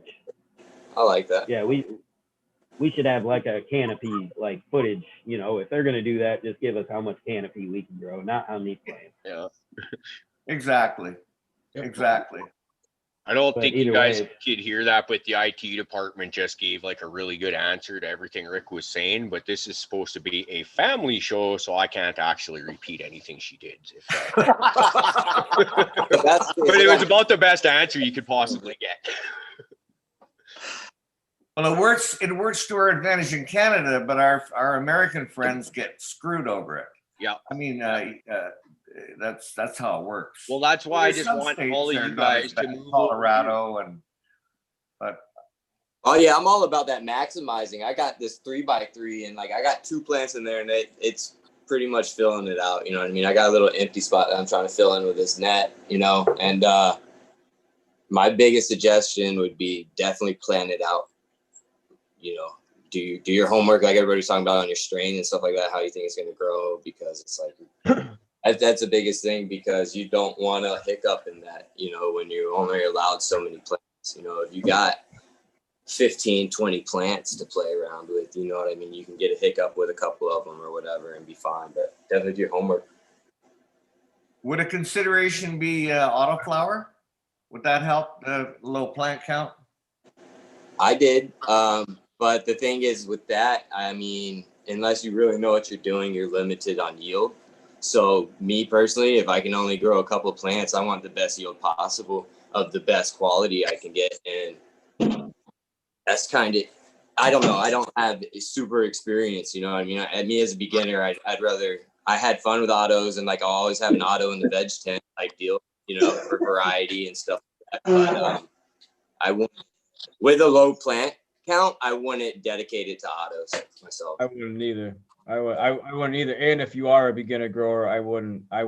Just what I want to overall become as a grower. You know what I mean? You You're just you kind have of limited with autos. Like I'm enjoying learning different training techniques and what affects what with everything. You know what I mean? And like I said, you're really limited to that with autos, but with stuff like CBD, that'd be awesome with autos because it's so quick. You know what I mean? You get those really quick, boom, bam, bam. You know, and that'd be really good something to have in the veg tent, in my opinion. Hey, you know, I was kind of even just thinking about what you're saying, and with his plant countage. I got it. Okay, go ahead, Fluff. Thinking about what he was saying with that plant count, you know, if he was doing a couple autos, he could even do one big one. You know, if you do one big one just to get some weight, you know, to get that stash built up. But yeah, do a couple, two autos, you know, while you get your one in veg, you got your one, you know, that you're really getting out. But throw two more autos in and let them some bitches just go in your veg tent and flower out and get you a little bit of flower in the meantime while you're working on, you know, gaining your weight off that one big plant. So I'd probably say that's how I'd have to do it. You're really thinking about it is 2 tents, one big ass, you know, flower tent, and then everything going into that. But you could use all that veg light, you know, so it's not just sitting there being unproductive. In those couple, you know, 2 autos, you know, you can turn those around pretty quick, you know. Well, we can have however many below 5 inches, right? So if I can keep 100 below 5 inches, I can have 100 clones below 5 inches, and you know what I mean. That's kind of cool, I guess. So yeah, but just yeah, absolutely. Have you ever tried doing that, growing a massive bunch, just little short ones, and a bunch of them? What do they call that? Like a sea of green? Yeah. Yeah, I've been wanting to think about doing that in like a little 2x4, just row them out, you know, and I could stagger them even. Absolutely. Just have like a little perpetual and just, you know, two of each strain and see what happens. I don't know. That's a cool thing, but that I wouldn't be able to do that myself because of plant limits and hashtag shout out my parole officer. I was gonna say, are you still having problems with him? I remember the one guy. I got a new one. He's just, you know, hey, he's not on my back. I'm not on his, you know. Cool. Yeah, I remember that one guy was really treating you hard, man. Yeah, and you know, it sucks because he was just a product of that environment, of that, you know, he got that belief from somewhere, you know. So. And you know, he's fucking served for the country and shit. So I got you know, respect for him and shit. You know, he dedicated a lot of his time and shit for me be able to smoke weed right now, you know, without persecution. In some way he did, but just the way he was brought up and under that fucking propaganda shit, you know what I mean? He thinks the same thing as fucking shooting heroin or something, you know. And it's just like, it's sad, but you know, it's progressing every day, you know. So shout out to everybody like us out here fucking doing it for ourselves and everybody else out there that's doing it. How'd you manage to get that guy off your case? I just, you know, just through the right channels, you know what I mean? I filed a couple of harassment charges, or not charges, but I just filed a couple complaints and stuff like that, and which was true, you know what I mean? He was threatening to lock me up for something that I was legally prescribed to do, you know, and so I just did the right thing and tried not to get upset and tried to treat him with respect, you know what I mean? As much as I wanted to call him out every way I could, you know, but that doesn't always help ever. So, and so if he showed up, he had to show up with another officer and all sorts of shit. So it spread the limited resources even thinner. And they were just like, dude, just, all right, here's a new one for now. They change every 6 months anyway. So, yeah. Cool. I'm glad he's out. Yeah. Everybody ready to take a bong rip or something? Is it bong rip? I've been hitting on this thing regular, dude. Who's got the vape? Fluffy, get your vape. What's up? I haven't done a dab yet today, so I'm down. All right. I'll dab with you. Someone else is gonna have to talk because my lungs are gonna clap. What's Indica gonna do? What are you doing, Driz? Everybody get ready. What's everybody in the chat doing? Let's get everybody involved real quick. Group smoke out. I'll tell you what, I've been hitting on this pipe of mimosa all day, and it's still that mimosa sounds 3/4 of a bowl.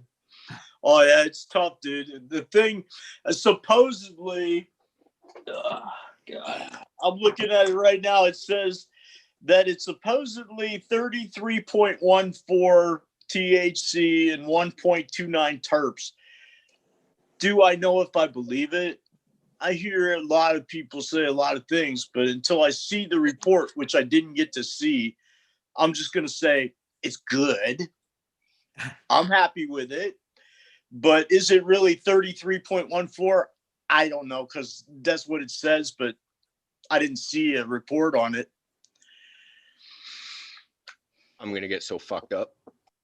Hey, bro, if I you got can some grow mimosa that I need to grow out.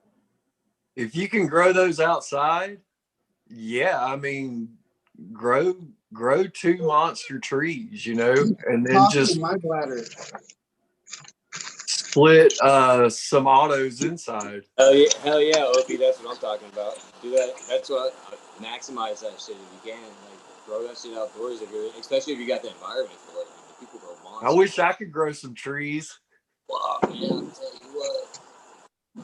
Hey, Indica B, man, I've seen you grow some gnarly ass shit outdoors, and your fucking autos were impressive. I think you had the best experience with autos out of everybody out here, if I'm not mistaken. Yeah, thanks, man. Yeah, I can grow some gnarly trees outdoors, man. I've learned a lot over the years. I started, like I said, I'm sure everybody's heard, where I lived, grew up. Guy lived a couple houses down. My parents hated him because I was like 14 and he was like, I don't know, 27, 28. And he taught me how to grow outdoors, though. That's what he was a phenomenal grower, old school grower, and that's how I learned, man. And and then the autos, Yep. man. Yeah, I had some good luck, man. I think that's just because of the strain, and I'm sure Terp can agree with me. The Alaskan Purple autos, man. Those things were just, I don't know. I did very, very, very, very well.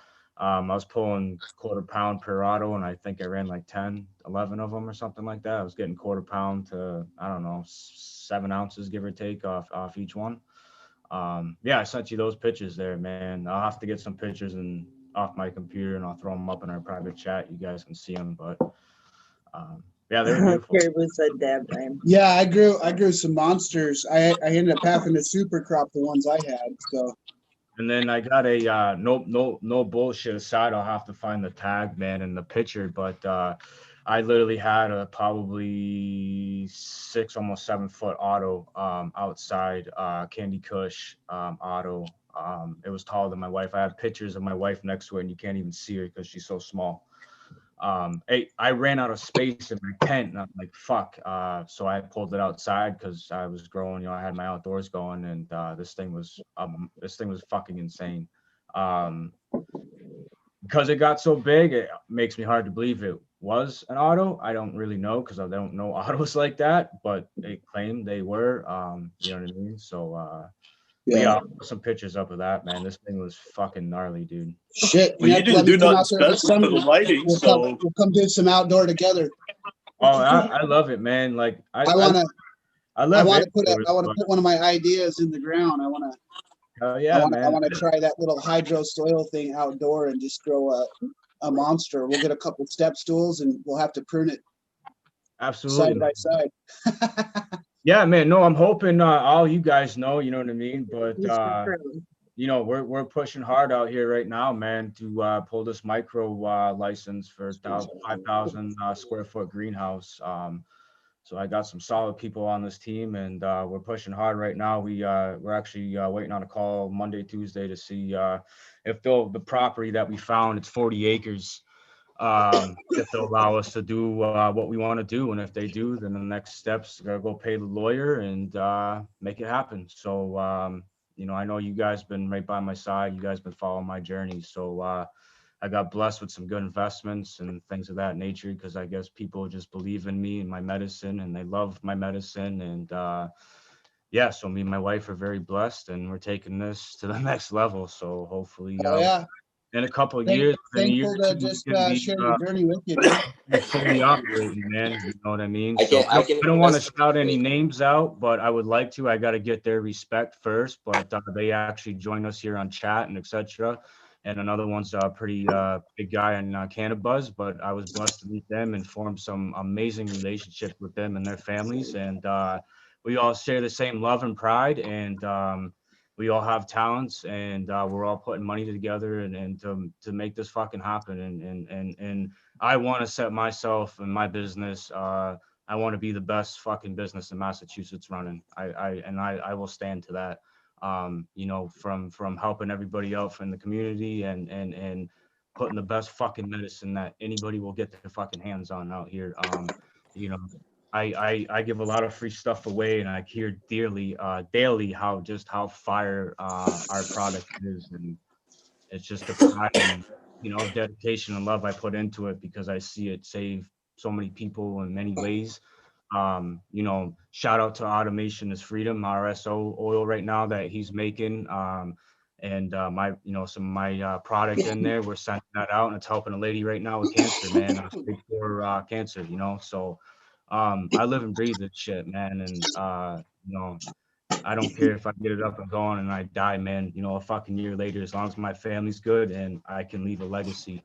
Because I feel like God put me here for a reason, and all of us here for a reason, man. And you know, me and Caribou had that talk, and you, Turt, man, I want to get it to that point where we can take all these genetics you guys are working on and put them out here in Massachusetts and really take this over, man. You know what I mean? And give everybody what they deserve, you know? So thank you guys. I just wanted to share that, man. Thank you. On your greenhouses, Yeah. are you I'm just planning blessed on and going thankful to with be a part of it. panels? Say that again. On your greenhouses, are you planning on doing panels or film? We're gonna go panel, man, and we're getting something called out to see. We're gonna go for the whole shebang, man. You know, light depth, you name it. We got some big plans and ideas.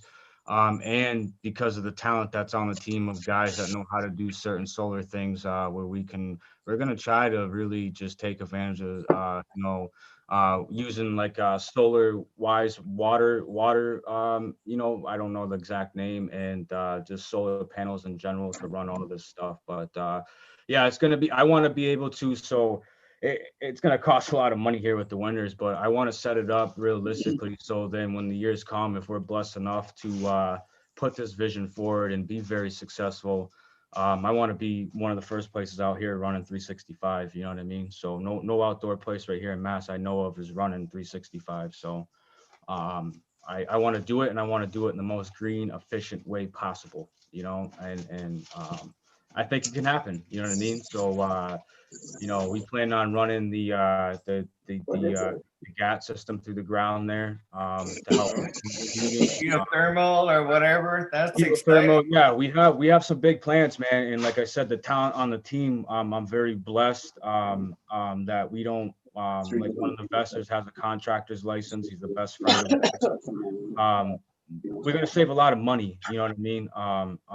With pulling permits and having things done that we have in our minds, you know, that a lot of people pay a lot of money for because they don't, you know, have, you know, special licenses and things of this nature. But yeah, we have some big ideas, man. You know, I want to, like I said, I want to set Canacope Farms Company aside from any other micro or 100,000 square foot manufacturers, guys with billions of dollars. I want to just be, I want to be putting the best product we can out. And you know, I just want everybody to always remember, you know, Canacope Farms and the pride and the meds that get put out. You know? So There's absolutely no doubt in my mind that you will get there, man. Not one. So what you're suggesting is that you've got the light depth thing going on. So in the summertime, you can use the light depth to your advantage, but in the wintertime, you'll be able to like insulate it and then go with lighting yes, in the absolutely. winter.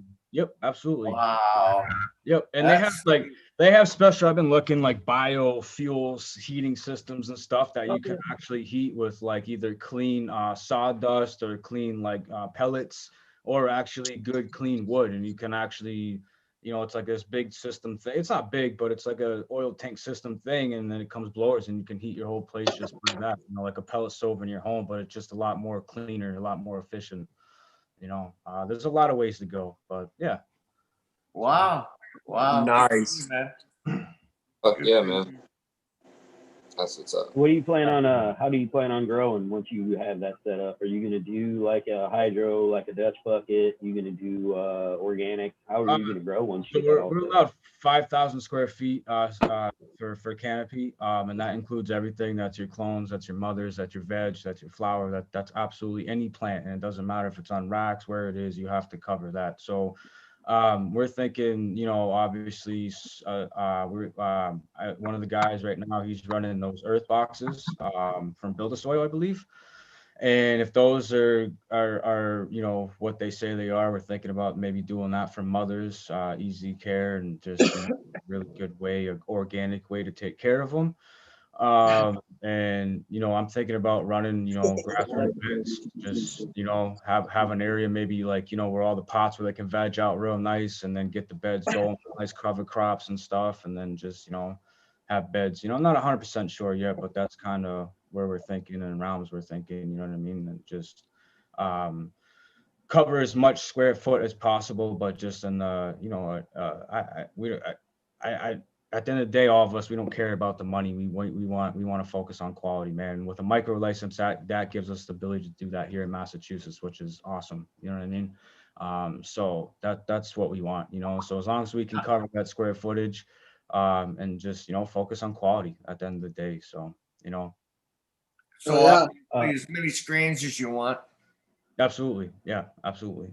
So Painted Lady just asked how many plants and what license is that? Square footage, 5,000. That's square foot. So whatever you can fit. So in Massachusetts, they offer a bunch of different licenses, and one of them is a micro business license, and that gives you all the options as these big commercial places out here, but just at 50% of costs. So you get option for your dispensary storefront, all those good little goodies, and they really they focus more on micros, it seems like, out here in Massachusetts. And yeah, it's on square footage, so whatever you can fit. Micros, you're only allowed up to 5,000 square foot tier. That's it. You can't go past that. But from what I'm reading and finding out, I still don't quote me on this, but I believe you can open up, we're finding out better details, but you can start with a micro and open up 2 more micros underneath that to have a total of 15,000 square feet, in the end. You know what I mean? Dude, you could put some shelving in there stacked all the way to the top you can do for me, so I could do like 100 count pheno hunts and just shelves. And then you'd have all that other space to do mothers and veg and stuff, so I could just have like a vertical rack row would be amazing. Fuck yeah, just put a scissor lift in there and put me shelves all the way to the ceiling, and let's do this. Yeah, man. Absolutely. And you need one of them like rolling library stair sets, that you walk up like they got in the libraries. Scissor lift right in the middle of that thing, and then just build a square of shelves around that thing all the way to the ceiling. Yeah, man. And then I could just walk up the scissor lift and just go up and down that thing and water them all the way to the ceiling. All day, man. Hell yeah. Yeah, you can do that, man. You know what I mean? So you're hired. Pheno hunt 100 at a time. Holy shit, dude. We'd get fire. Oh, absolutely, man. Absolutely. Ridiculous. Hey, Sam said he'd come in and sweep for you, so we got a janitor. I'll make Rice Krispie bars. Sweet. All right, I don't mean to cut you guys short, but my wife's yelling at me because she says she's got breakfast ready for us, so I'm gonna jump off and we'll have breakfast. What are we having? I think she made eggs and homemade home fries and stuff. So yeah. Oh yeah. Man. Hey, somebody's gonna adopt me one of these days. I swear to God. So yeah, I thank you guys for all your love and support, man. And I'll talk to all you guys on the panel later on. I'm gonna jump down in the garden after we eat too. So she's gonna transplant her orange gasms today, so I can't wait for that. And yeah. Don't you have something to be doing later today? Aren't you guys going somewhere? We were going to go to an event, man. I'm not feeling too hot. I don't know if I'm getting a little cold or something, like in my sinuses. I don't want to get anybody sick, and I just don't want it. It's like -9 degrees here in Massachusetts today. So I'm all set, and with all my medical issues, man, I'm hurting very, very bad right now. I hear that. I'm smoking like a bandit, dude, and it's just I'm hurting, man. So yeah, But, good to see you, buddy. Good. You should have a care packet soon if you didn't already get it. I'll check today, man. I'll see if there's anything out there. I'll let you know. There's Absolutely. some, All right, guys. there's some heavy metal. Go eat, brother. I will. I love you guys. Have a great, blessed, Love you back. day, guys. All right. Love you, man. All right, brother. Rest up. Yeah. All right. All right, we see it. It's happening. We see it down there. Hey, Terparina, thanks for bringing a little class to this joint here. Oh, of course, I'm very classy, let me tell you. Got more than the rest of us. We'll just put it out. Yeah. Quite a motley looking crew. Where'd we leave off? What are we in the middle of? What's going on? Opie, I love your background. Oh, it's compliments of Terparina. Oh yeah, right. Yeah. Thank you. You're welcome. So Caribou, how are those freak shows coming along? We haven't talked about them in a while. They get me all excited. Like real freaking slow. Real slow. I should have because when I started those Arise a couple weeks before Christmas, I was hitting them with synthetic nutrients because I was going to do the Solo Cup challenge in Cocoa. So I went and got some synthetic nutrients and started fucking with those, and they were taking off. And I should have tried giving some of those to the freak show, but I'm trying to do the organic thing. I don't know that I've ever seen stuff grow this slow. I don't know what else to say now. It's looking cool. Like it's if anybody that's watching's never seen it before, it looks more like a fern than a pot leaf when you look at it. But apparently it's supposed to be good stuff. So I don't know what to do about it because I just want it to grow faster, I guess, is the best answer to that. But it's coming along. Hopefully we'll get a male and a female because I do want to breed those out and get those out to the community because as we've said, that's just such a cool looking plant that you could throw it in your garden in your front yard, and with a little LST to kind of keep it a little low flying, nobody would even know what you had. It wouldn't surprise me. Yeah, I mean that's a plan I have for it. You know, if we manage to get some out here, I plan on throwing one in my garden and seeing what it does. And they say it's supposed to be a great plant for the outside. You know, real pest resistant, real drought resistant. It's supposed to just be good stuff. And we're not really per se supposed to grow outside here unless we're in like locked greenhouse. And so I don't have that. But I got a garden that's gonna love to throw something like that out. So yeah, that's Oh. in here in BC, we're not allowed to grow anything within public view, is I believe is how it's written, which is fair enough. Actually, it's a pretty good law if you think about that. But the problem is in my yard, you can see into my yard from all four directions around me. So it's like it makes growing outside real difficult. So I'm thinking something like that could do really good because you throw it in there where it's like right alongside a couple tomato plants, and ain't nobody gonna know nothing. I got really big plans for that. Can't you train it to run like a vine? I think you probably could. I think I read that you can actually vine train it to run like a vine. Yeah, that would make it even better. And so we'll see how long those get out. But like I said, they're still like they're freaking tiny, man. And right now I've got those Violator F2s that I'm working on, and after that it'll be the Arise and whatever I end up crossing with that. So we're actually, I guess it's not so bad that they're slow growing because I don't have the space to be doing the breeding project with them right now. Because they're actually kind of third in line, I guess. So maybe it's not so bad. But hopefully by summertime we'll be able to get those out for people. It'll be freaking exciting. And then I'll also, if I do get a male in there, when I do that, I'm going to throw in a bunch of other just regular looking plants too, and just send those off. And they try that and see if we can get a whole bunch of just freak show crosses. Yeah, I kind of thought, if we do manage to get a good couple out and, get some seeds and stuff, and I can get a hold of a male, I would love to try to just breed some of that into some cool strains, that I like. Or start fucking with see seed. What would happen. Yeah, or like the Charlotte's Web and Freak Show, and just put those together and see what the fuck we can make a freaky looking web. Well, you could come up with like a potentially like a stealth line of cultivars that you could market, right? Everything it doesn't look like your typical pot plant or cannabis plant, whatever you want to call it. And you could go high CBD. You could go for kind of a 1-to-1 ratio. There's just so many possibilities with it.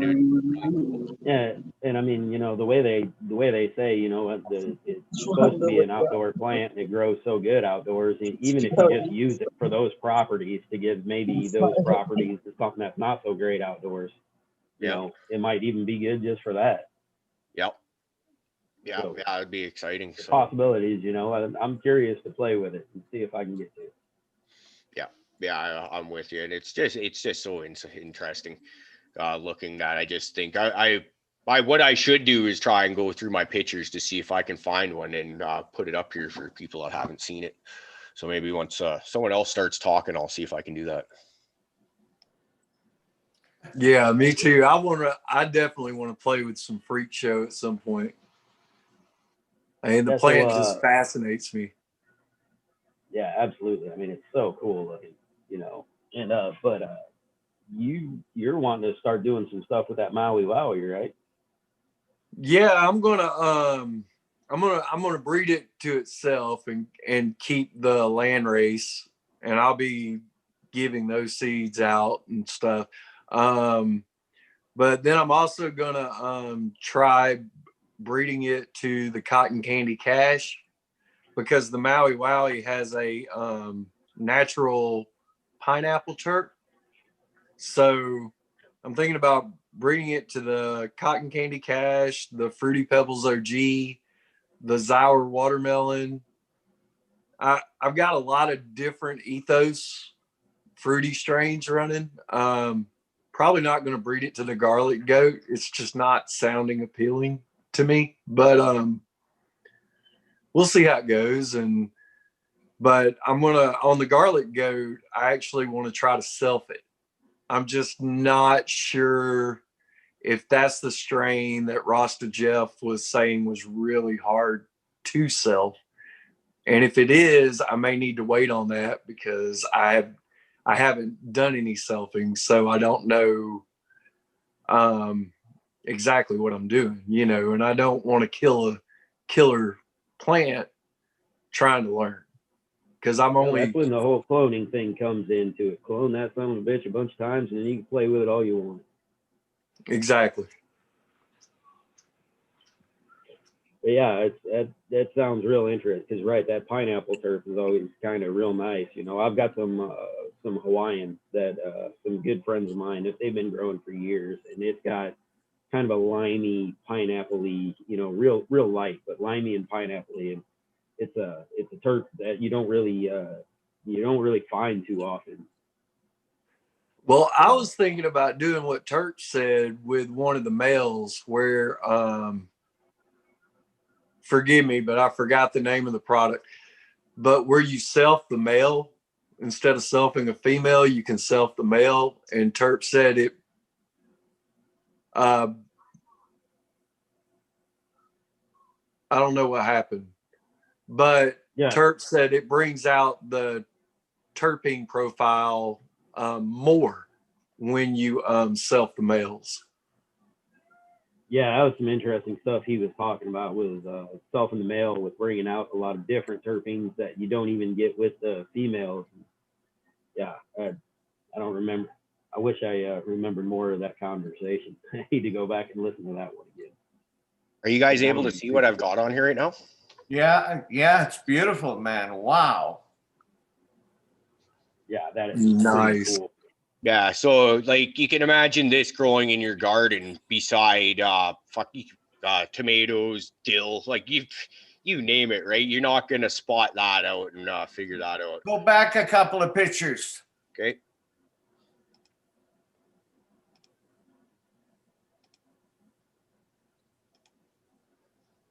Yeah, that thing is so cool. It doesn't look like it grows like the densest nugs, but it does look just cool as shit. Yeah. Well, it's just to say you've done it, really, right? Like that's cool. That's super cool. Yeah. So, Wow. yeah, huge shout out to the IT department for bringing those into the circle here, because we wouldn't have this around without her, guys. Right on. Thanks, Sarah. All right, how do I unshare this now? Oh, maybe hit and the X over there. Crashes. There we go.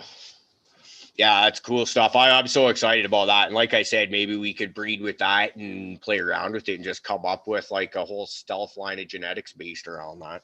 That'd be fun. That would be cool. Unique.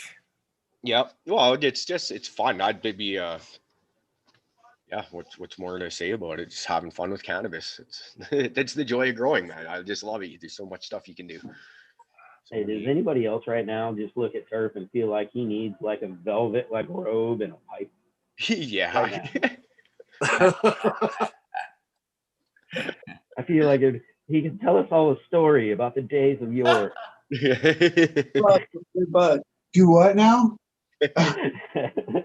I'm trying to find the name of that product to selfing males, but I'm just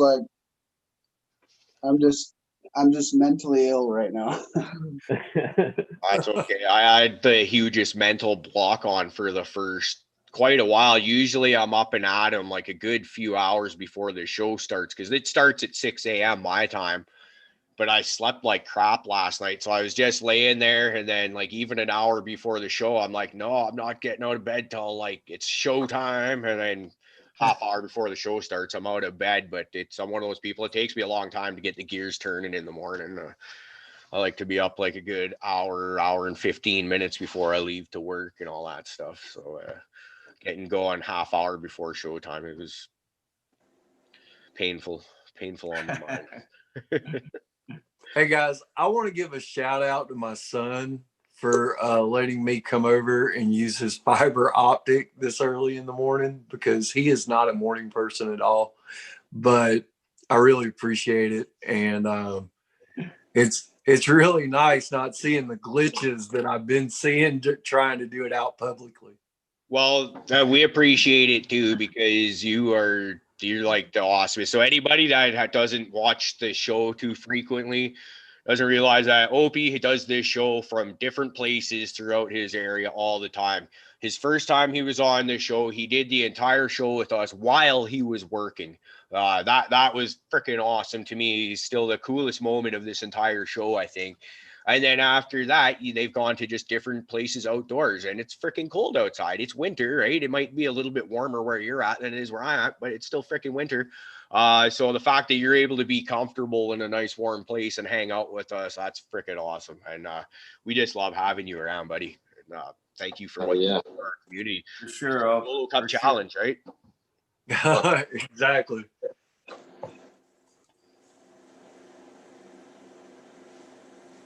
I'm just doodling, guys. I don't know.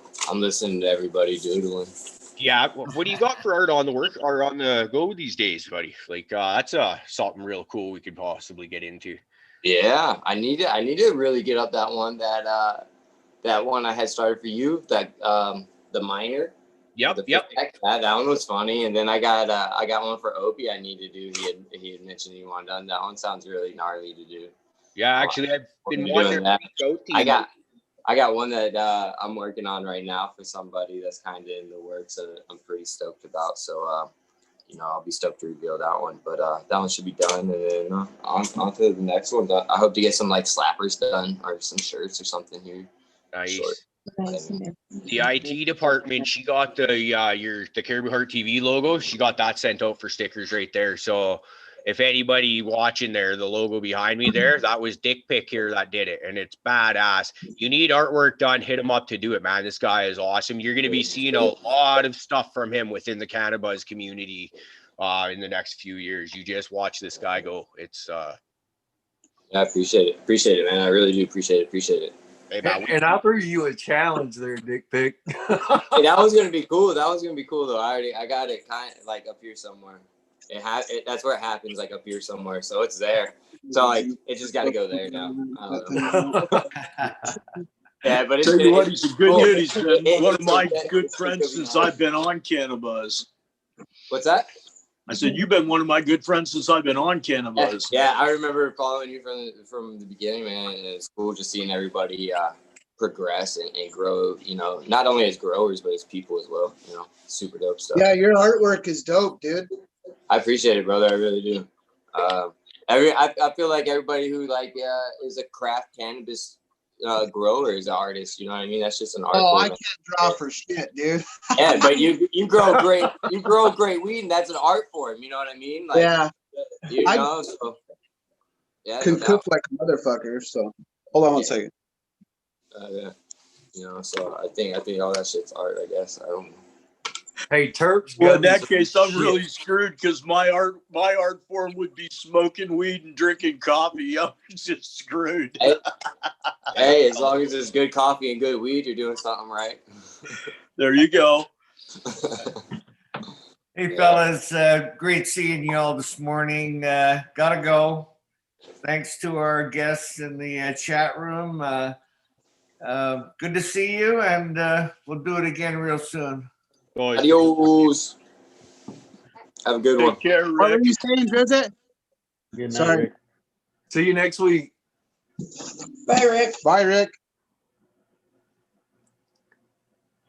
So anybody got some cool shit that they're really excited about right now? This new sofa. That's pretty badass. Yeah, that's pretty good. I've got the Arise that I'll be flipping those. I'm gonna give them a couple more weeks, I think, and then we'll see how those. Because that's the first Irie I've ever run, so I just want to get them big enough that it's worthwhile to take some clones off them and see what those get and do for me. Hopefully, I get a male in there. As we all know, it's pretty much everything I've bred up to this point is just playing around, trying stuff out, and I never really found a male that has really clicked with me where I'm like, yeah, that's the winner right there. So I've got high hopes for these, and if not, then I guess we'll sprout some golden goats a little later on and see how they do. Oh yeah. Yeah, I just we won that a giveaway here, so I've got some alien banana that if they might be auto, might not be auto type thing. I'm kind of really excited about getting those going, and then I placed an order with Chest Banger, their Uncle Skunkle, and he sent me some random seeds that I just popped that I'm really excited about. I like the crosses he uses. You know, it's very old school. You know, I like grab the ball. I'll tell you what, those Chest Banger genetics, that one male I had, that thing had 16 branches on it. It was huge. I got it. In fact, I got to chop it later on today. I offered it up. Nobody wants it, so I'm going to end up chopping it. But yeah, that thing was huge, dude. You're going to love those Chest Banger. You get a male on that because that thing had 16 arms on it, all with colas coming up. Can you guys go into some of the crosses that he uses to make his stuff? I know of him. I follow him on Cannabis, and a lot of his stuff looks really good that he's putting out there, but I'm not that knowledgeable, and I'm sure there's probably people watching that have never, or they're just hearing about him for the first time. So let's see if we can shed some light on him. I wish I could completely recall the strains, but he's got, like, I have like a train wreck from him. So, you know, probably his yeah, I know he does a lot of stuff with train wreck. Yeah, I know that's one of his breeding. I kind of talked to him a little bit on the DMs and when I purchased some seeds from him, you know what I mean? And I was just kind of about what he was about, his little backstory, you know what I mean? Me and him kind of had some similar past, you know, with the joint and shit like that. So I always wanted to help support the next person trying to come up, you know what I mean? And like it looked like some gnarly shit, you know what I mean? So I was in the market to buy a bag of beans anyways, you know what I mean? So I was like, at the time in an argument with my girlfriend at the time, and like the description on the Chongo terpene titties was like argument diffuser. So I was like, boom. Like, yeah, that was it. Click, you know, and and I got them. I guess I got the seeds too late, but whatever. Not from him. They came promptly. I'm just talking about in time for the argument diffusing. Okay. Shit. No doubt. But yeah, we got those taken off right now. We got 4 of those, and me and Blazing Asian, and those things are taking off. He's doing a really good job taking care of those motherfuckers right now, and they're leading the bunch in growth and everything right now. So I'm excited to see what happens. Drizzt, you said you've had some pretty good results. Fluffy, we've got a couple of them going. So just within our little group, we've got a good little batch, and we'll see what happens with these things. I'm excited. Yeah, kind of. He said like dead skunk and fucking like berries or some shit. So hey, I love that. Tell you what, this thing, man, you rub your fingers on that stem and then smell your fingers. Whoa, a lot of skunk. Yeah. I love them skunk strains. Like if I could find like a true roadkill skunk, oh man.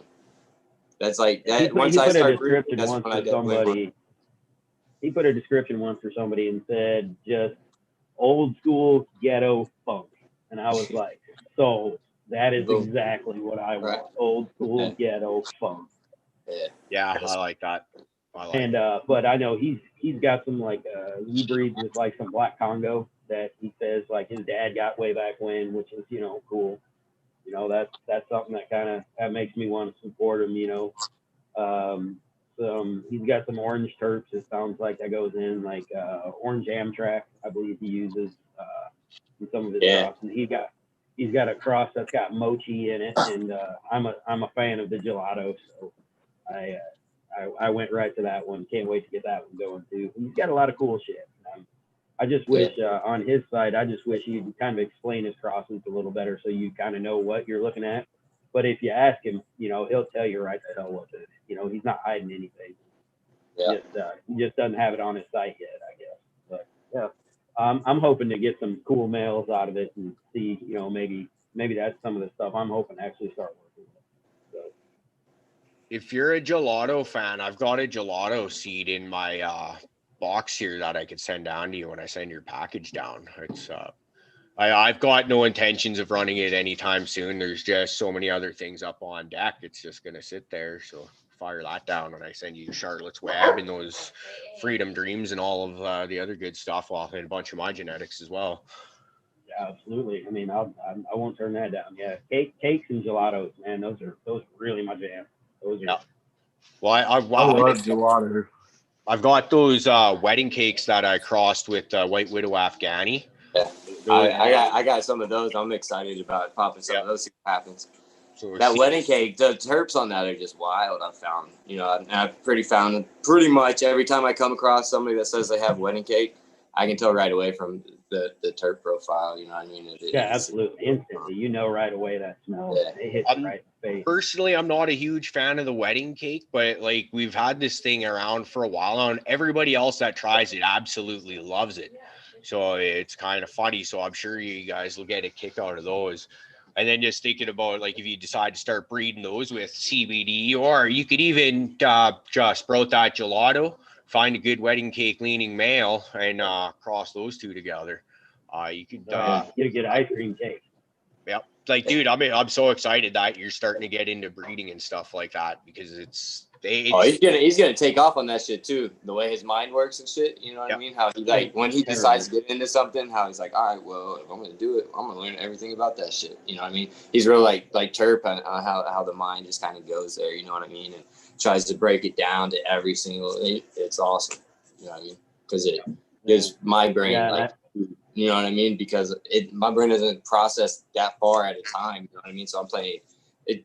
It's not like I'm playing catch up, but I'm learning from you guys. You know what I mean? And I love the way your guys' brain works and everybody's dedication to this shit. You know what I mean?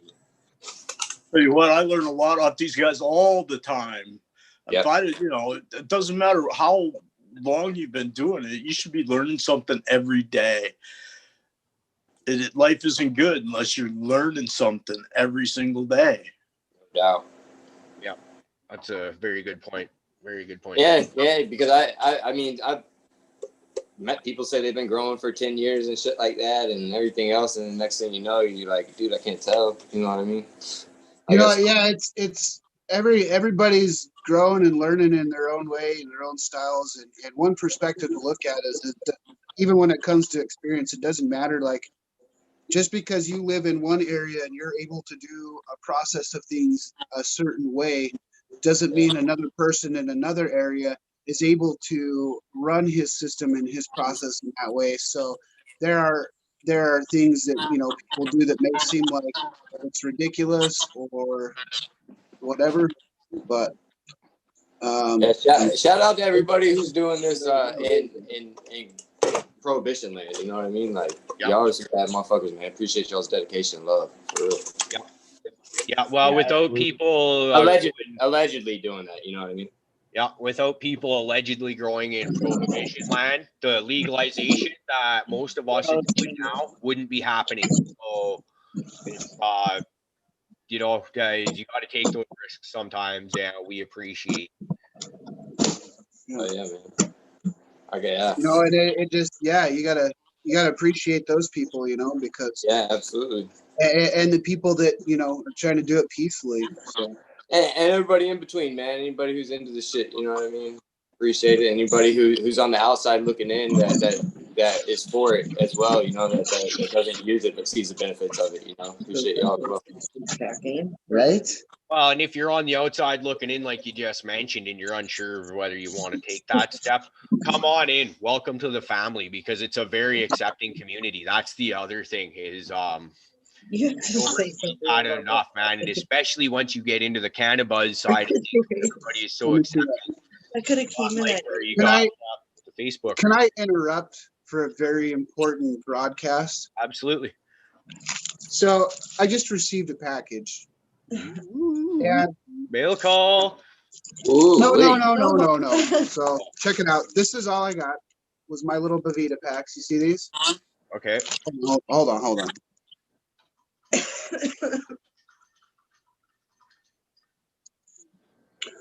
All right, you see these? Yep. Okay, so this is what I got. And this is the monstrosity that it got shipped in. This motherfucking waste of plastic. Let me guess, Amazon? That is so ridiculous. Isn't that just such a waste? Yep. For this? Amazon does that kind of stuff every time, man. You're like, I'll order like 3 things, and they'll all come in separate boxes, and they're all like, huge boxes with little tiny things in them. Yeah, I always click that option to say like ship it in less boxes, and I swear to God, they figure out how to make it more. Yeah, they ship so fucking wastefully. Hey, shame on the cannabis community for doing that shit too, man. Like, it's supposed to be all about green energy and all this shit, and I go to try to get something, it's in 19 layers of plastic and shit like that, and I'm just like, man, what the fuck? Like, no wonder it's so expensive. Annoying. You know what I mean? They gotta pay those packages. Yeah, I hate seeing stuff like that. It's sad, bro. Yeah. Up here in Canada, they're talking about banning single-use plastics, which isn't really that bad of an idea. Stuff that I had never thought about all my entire life, like the drinking straw thing, right? When it got there's a lot of people bitching about paper straws. I really couldn't fucking care less.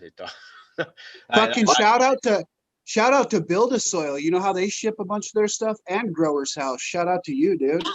They take old used cardboard and it's shredded into a pattern that kind of what do they call that?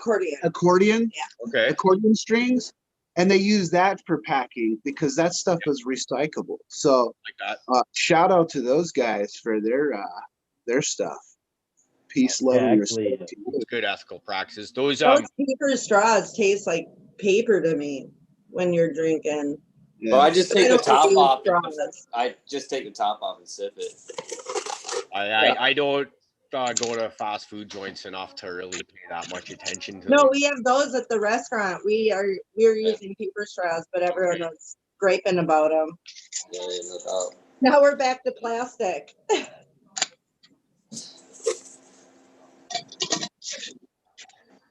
Everybody always asks for straws too. Right? Man, I totally had something I was going to ask you, and I totally forgot. That's kind of where I was at. Yeah, what do you want me to do? Hoping somebody else was going to pick up the conversation while I kind of sit here with my head down trying to figure out what it was I was going to say. And then I had something, and it's just gone. Yeah. It's gone. So we'll sit here and do a segue into a conversation about how, really don't do nothing. Oh, we were just talking about recycling, guys. Come on now. Oh yeah, that's what I was saying. I get some from CBD tincture drops for me and my cat and stuff. We get from the farmhouse hemp that the DGC always kind of used to be like their hemp drops and stuff. But they do the same thing, except they use shredded paper that they accordion real tight. And I mean, that stuff comes packed great. And the cool part is the first time I saw that, I was just like, so it was so cool. I was so impressed. It was fantastic. Yeah, and I love that when they send shit like that, because I use it in my worm bin. I just throw it right there in the worm bin and off it goes. It's ready to rock and roll. So it's free food that I don't have to worry about. I don't have to do any work to use it. I just throw it in there. Okay. Hey guys, I'm gonna have to get going. I've got some personal stuff that I got to get ready for, but I love you guys, respect all of you. Thanks for the help on the leaf problem, and I'll be talking to you guys here in a little while. You bet, Good luck today, love you. Opie. Peace. Oh.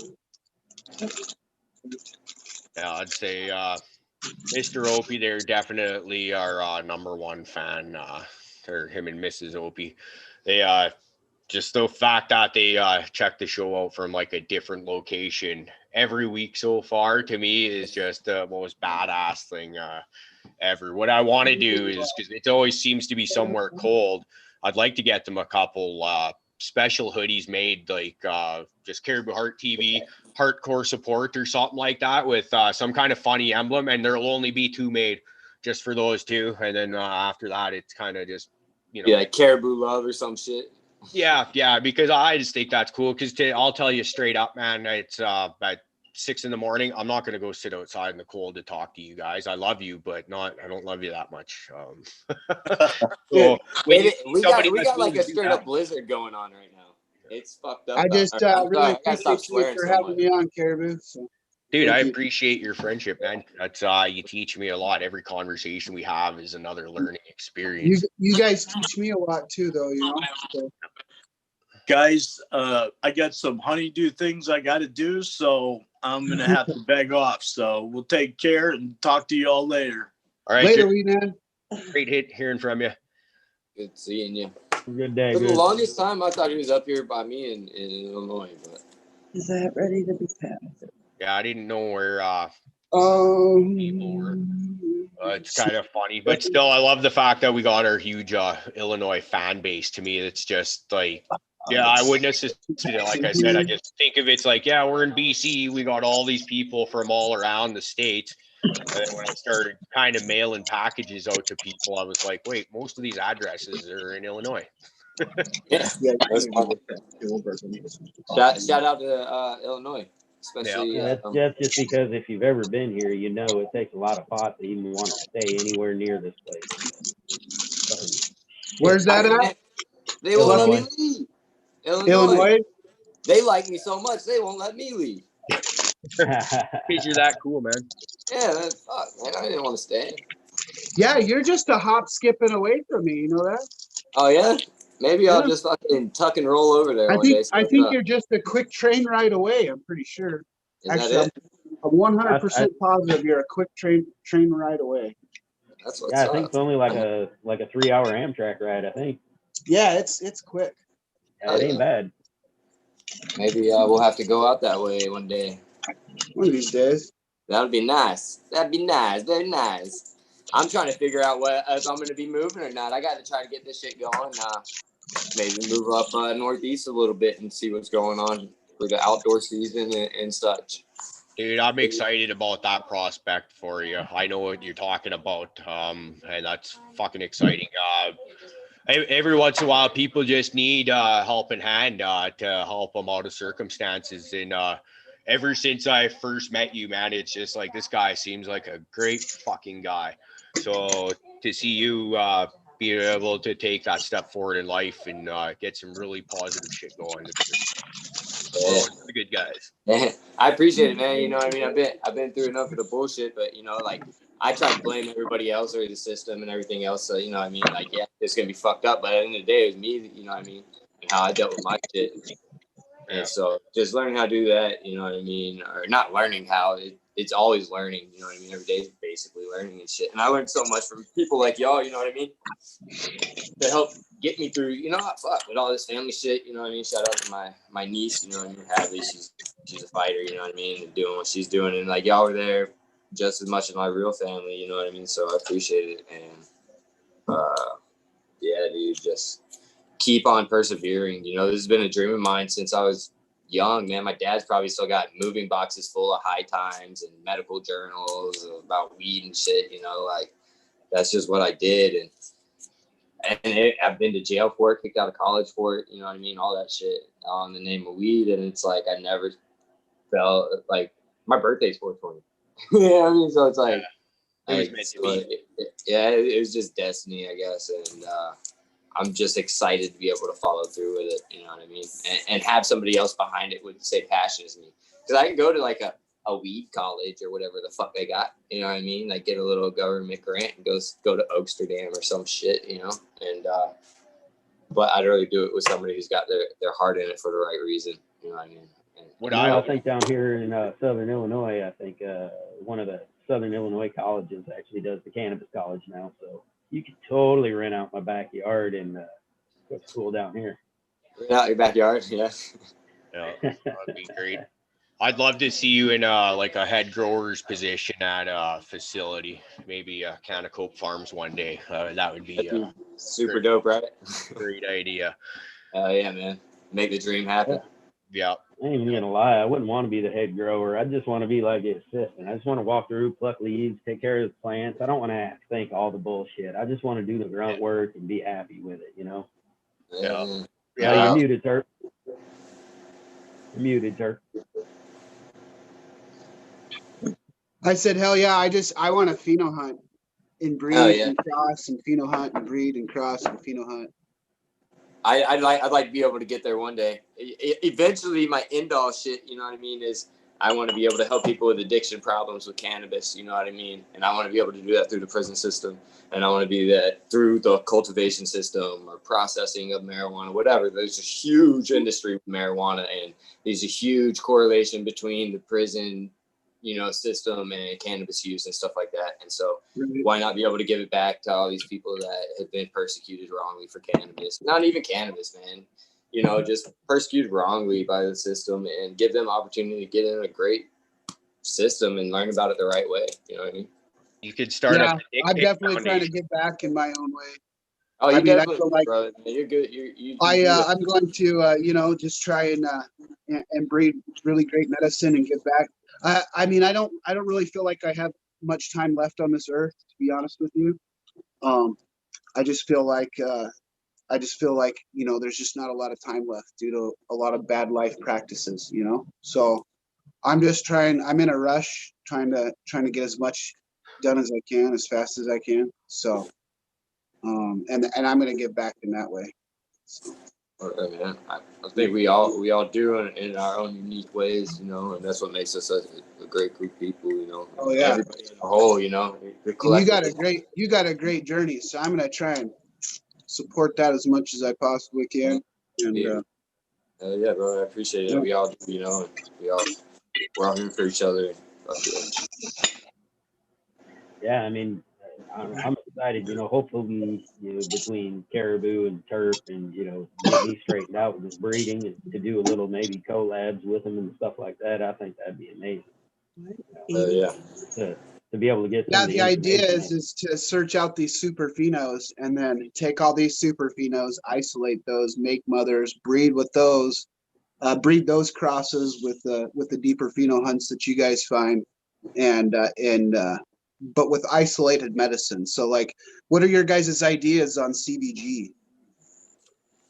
all of it. I mean, if I can What get do you think? if I can get What do you think CV about anything, CBG? Have you smoked straight CBG before, like flower? I've got some coming. I have not tried that one yet, but I've got some coming because it was just When you finally do, available. let me know what you think. Just flower or Oh, yeah, ice? absolutely. Yeah, just No, I straight. got the Like flower. you can go into. It's a pretty big thing in head shops right now. Like, Is that the Delta you can 8 go, shit? what's that? Is that like the Delta 8 shit?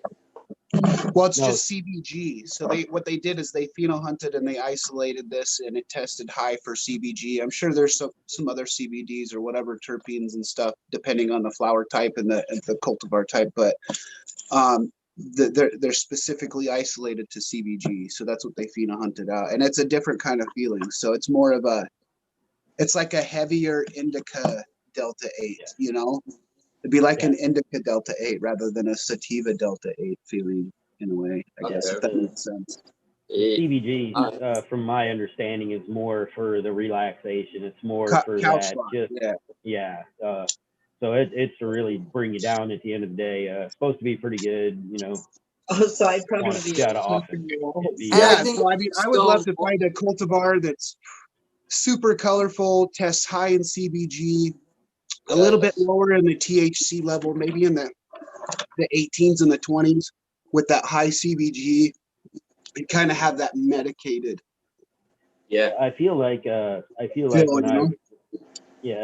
I've read, and I need to do some more research into it, but I feel like there's a correlation between like THCV and CBG to where they would work really great together.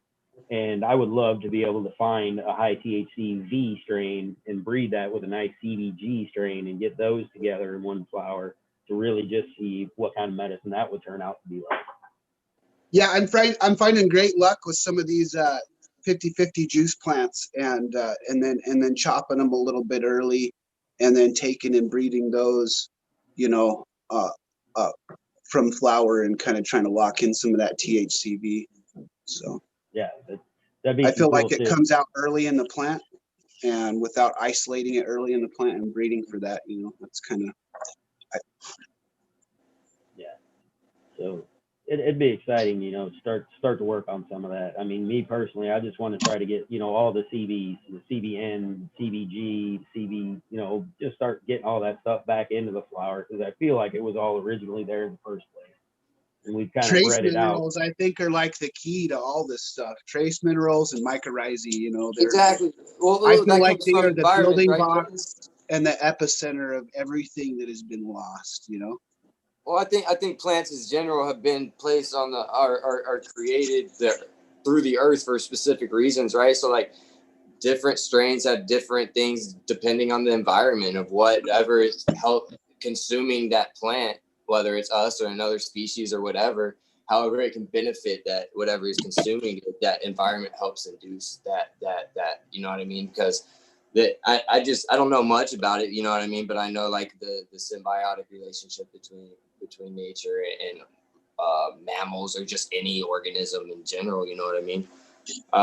Eventually in time plays out to work in each other's favor, you know what I mean? And I think science is finally starting to kind of get back to that. I know kind of Terp is, you know, your head's there and Fluffy, your head's there and stuff like that.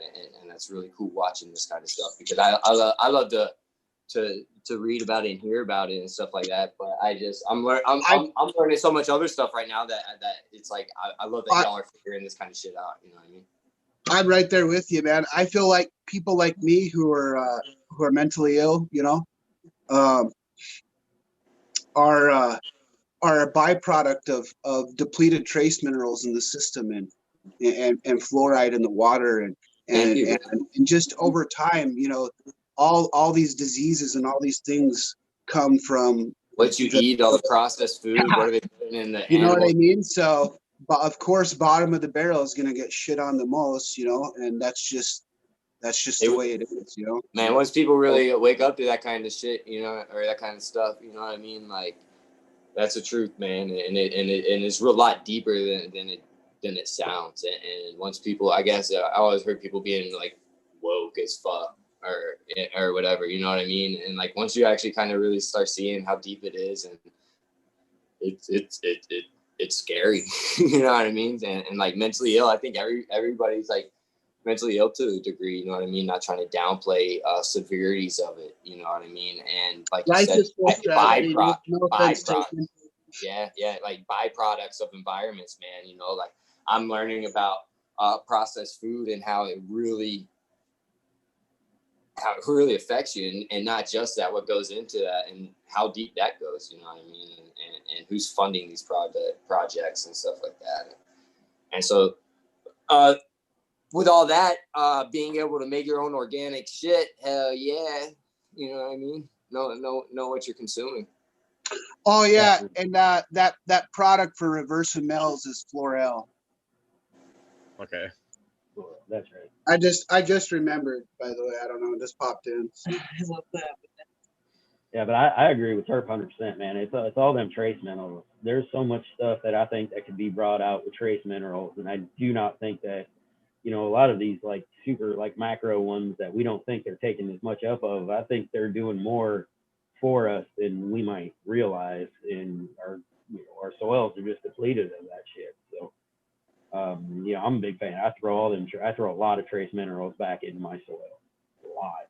So me too. Well, you think about deforestation and how that works, right? For when they deforest for farmlands and stuff like that, they'll oftentimes what'll happen is they'll log it out and they'll burn all the slash and shit like that, and they get rid of all the fucking most of the nutrients, right? You don't have that organic layer composting, decomposing, and all that.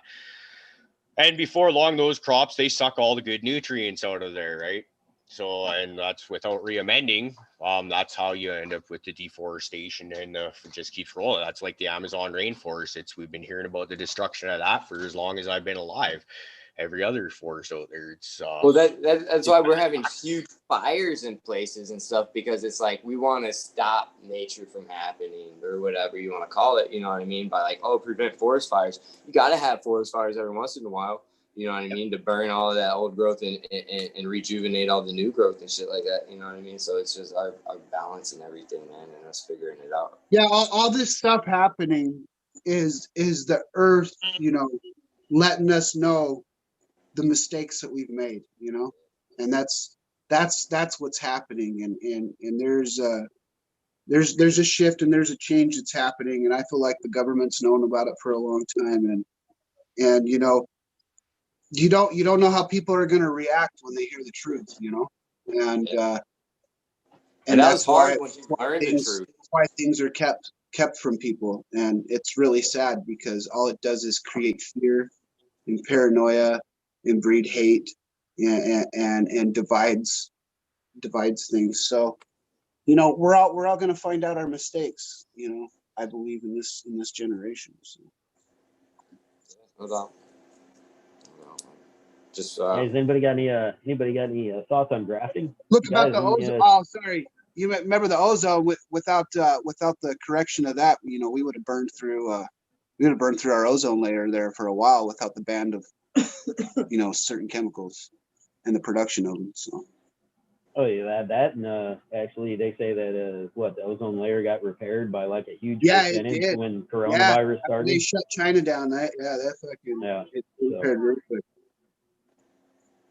Well, thanks for waking up to it. You know?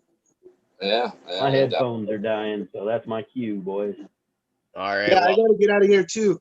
I want to thank everybody for having me, and thanks to everybody always in the chat, and thanks for the support in the local group here. Hey, thanks for your support. Helping get through this shit as well, brother. Yeah. Thanks for joining us, guys. Great talking with you. Bye. No. I'm gonna probably bounce too, brother. I'm hungry, man. All this talk about breakfast got me hungry. Yeah, I'm with you. I've been jittery from the coffee all morning just because I had to wake up and get moving so fast. My guts are empty with like half a pot of coffee in there and just like. So yeah, I got those sativa dabs. Got me ready to fucking clean. I got some plant maintenance to take care of, some tucking and bending and stuff like that. So nice. Yeah. But yeah, brother. Seems like good as time as any to leave it here. And yeah, I guess we'll one more shout out to everyone in chat. It seems like every show we got new names and names that I would consider to be big. Like last time around was we had Mobius Groves hanging out with us, right? I don't think I'd seen him that before. He's a bad motherfucker. I've seen him every once in a while pop in there. Yeah, he's a bad motherfucker. So that's cool as hell. It keeps growing, and Emeralds, Emeralds, and go check out his 40 acre smoke shop out of Florida, man. If you need some new smoking paraphernalia or whatever, he's on Instagram. Check it out. I'll order something from him eventually. Why not, man? I see Coco Curious popping up a lot. What's up? Appreciate you stopping in. You know what I mean? That dude's on there all the time. Sam Beaselbub, man. I talk to that dude all the time. He's fucking he's a cool dude, man. You know what I mean? I was gonna send him a couple of your beans. You know what I mean? Get him going on some Caribou genetics too. Absolutely. Yeah. Let me know what you send them to, and then I can keep tabs for when I send other stuff. Lobster Bush Brew. What up, brother? We've seen him. He's been around a fair bit. Yeah. He's been popping in. No doubt. Who else in it? Emeralds. He's always up in there. Yeah. He's a really knowledgeable person too, man. I always see him in there dropping good knowledge. 311 mixed up. Always what's up to him. I don't know if he's still in here or if he's gone, but he's always in there dropping nice knowledge. That Raider Dank Bader. What is that? LL Cannabros NY. Yeah, I haven't seen him. That's new and that's what's up, man. So sorry I don't follow along on the chat very well, but I try to pull it up on my phone because I don't know how to do it off my tablet during the show. Yeah, had guys like Rosenman82. He's become a regular too. So that's all. Yeah, dude. He's a cool motherfucker too. I'm working on a little logo for him. You know, a bit of love that him and Mobius did for me and my homie. We're working on a little mix up right there, but I'm getting that logo started for him. That's one of the ones I was talking about doing. So I'm pretty stoked on that. It's pretty cool play on his name. So that's gonna be pretty gnarly. I like it. All right, well, may as well just shut her down, man. I think we've said what we can say. You have a great day, and I'll talk to you probably within 15, 20 minutes. Because that's usually dude. All right, peace out, all right, brother, man. Love you. Talk to you later. And once again, everybody in chat watching along, thank you so much. Everybody that's going to watch this that couldn't make it for the live show, thank you. We love your support. Sweet Johnny, you get a special shout out, brother. You are you're the man, man. You're like our #1 promoter. So thank you so much.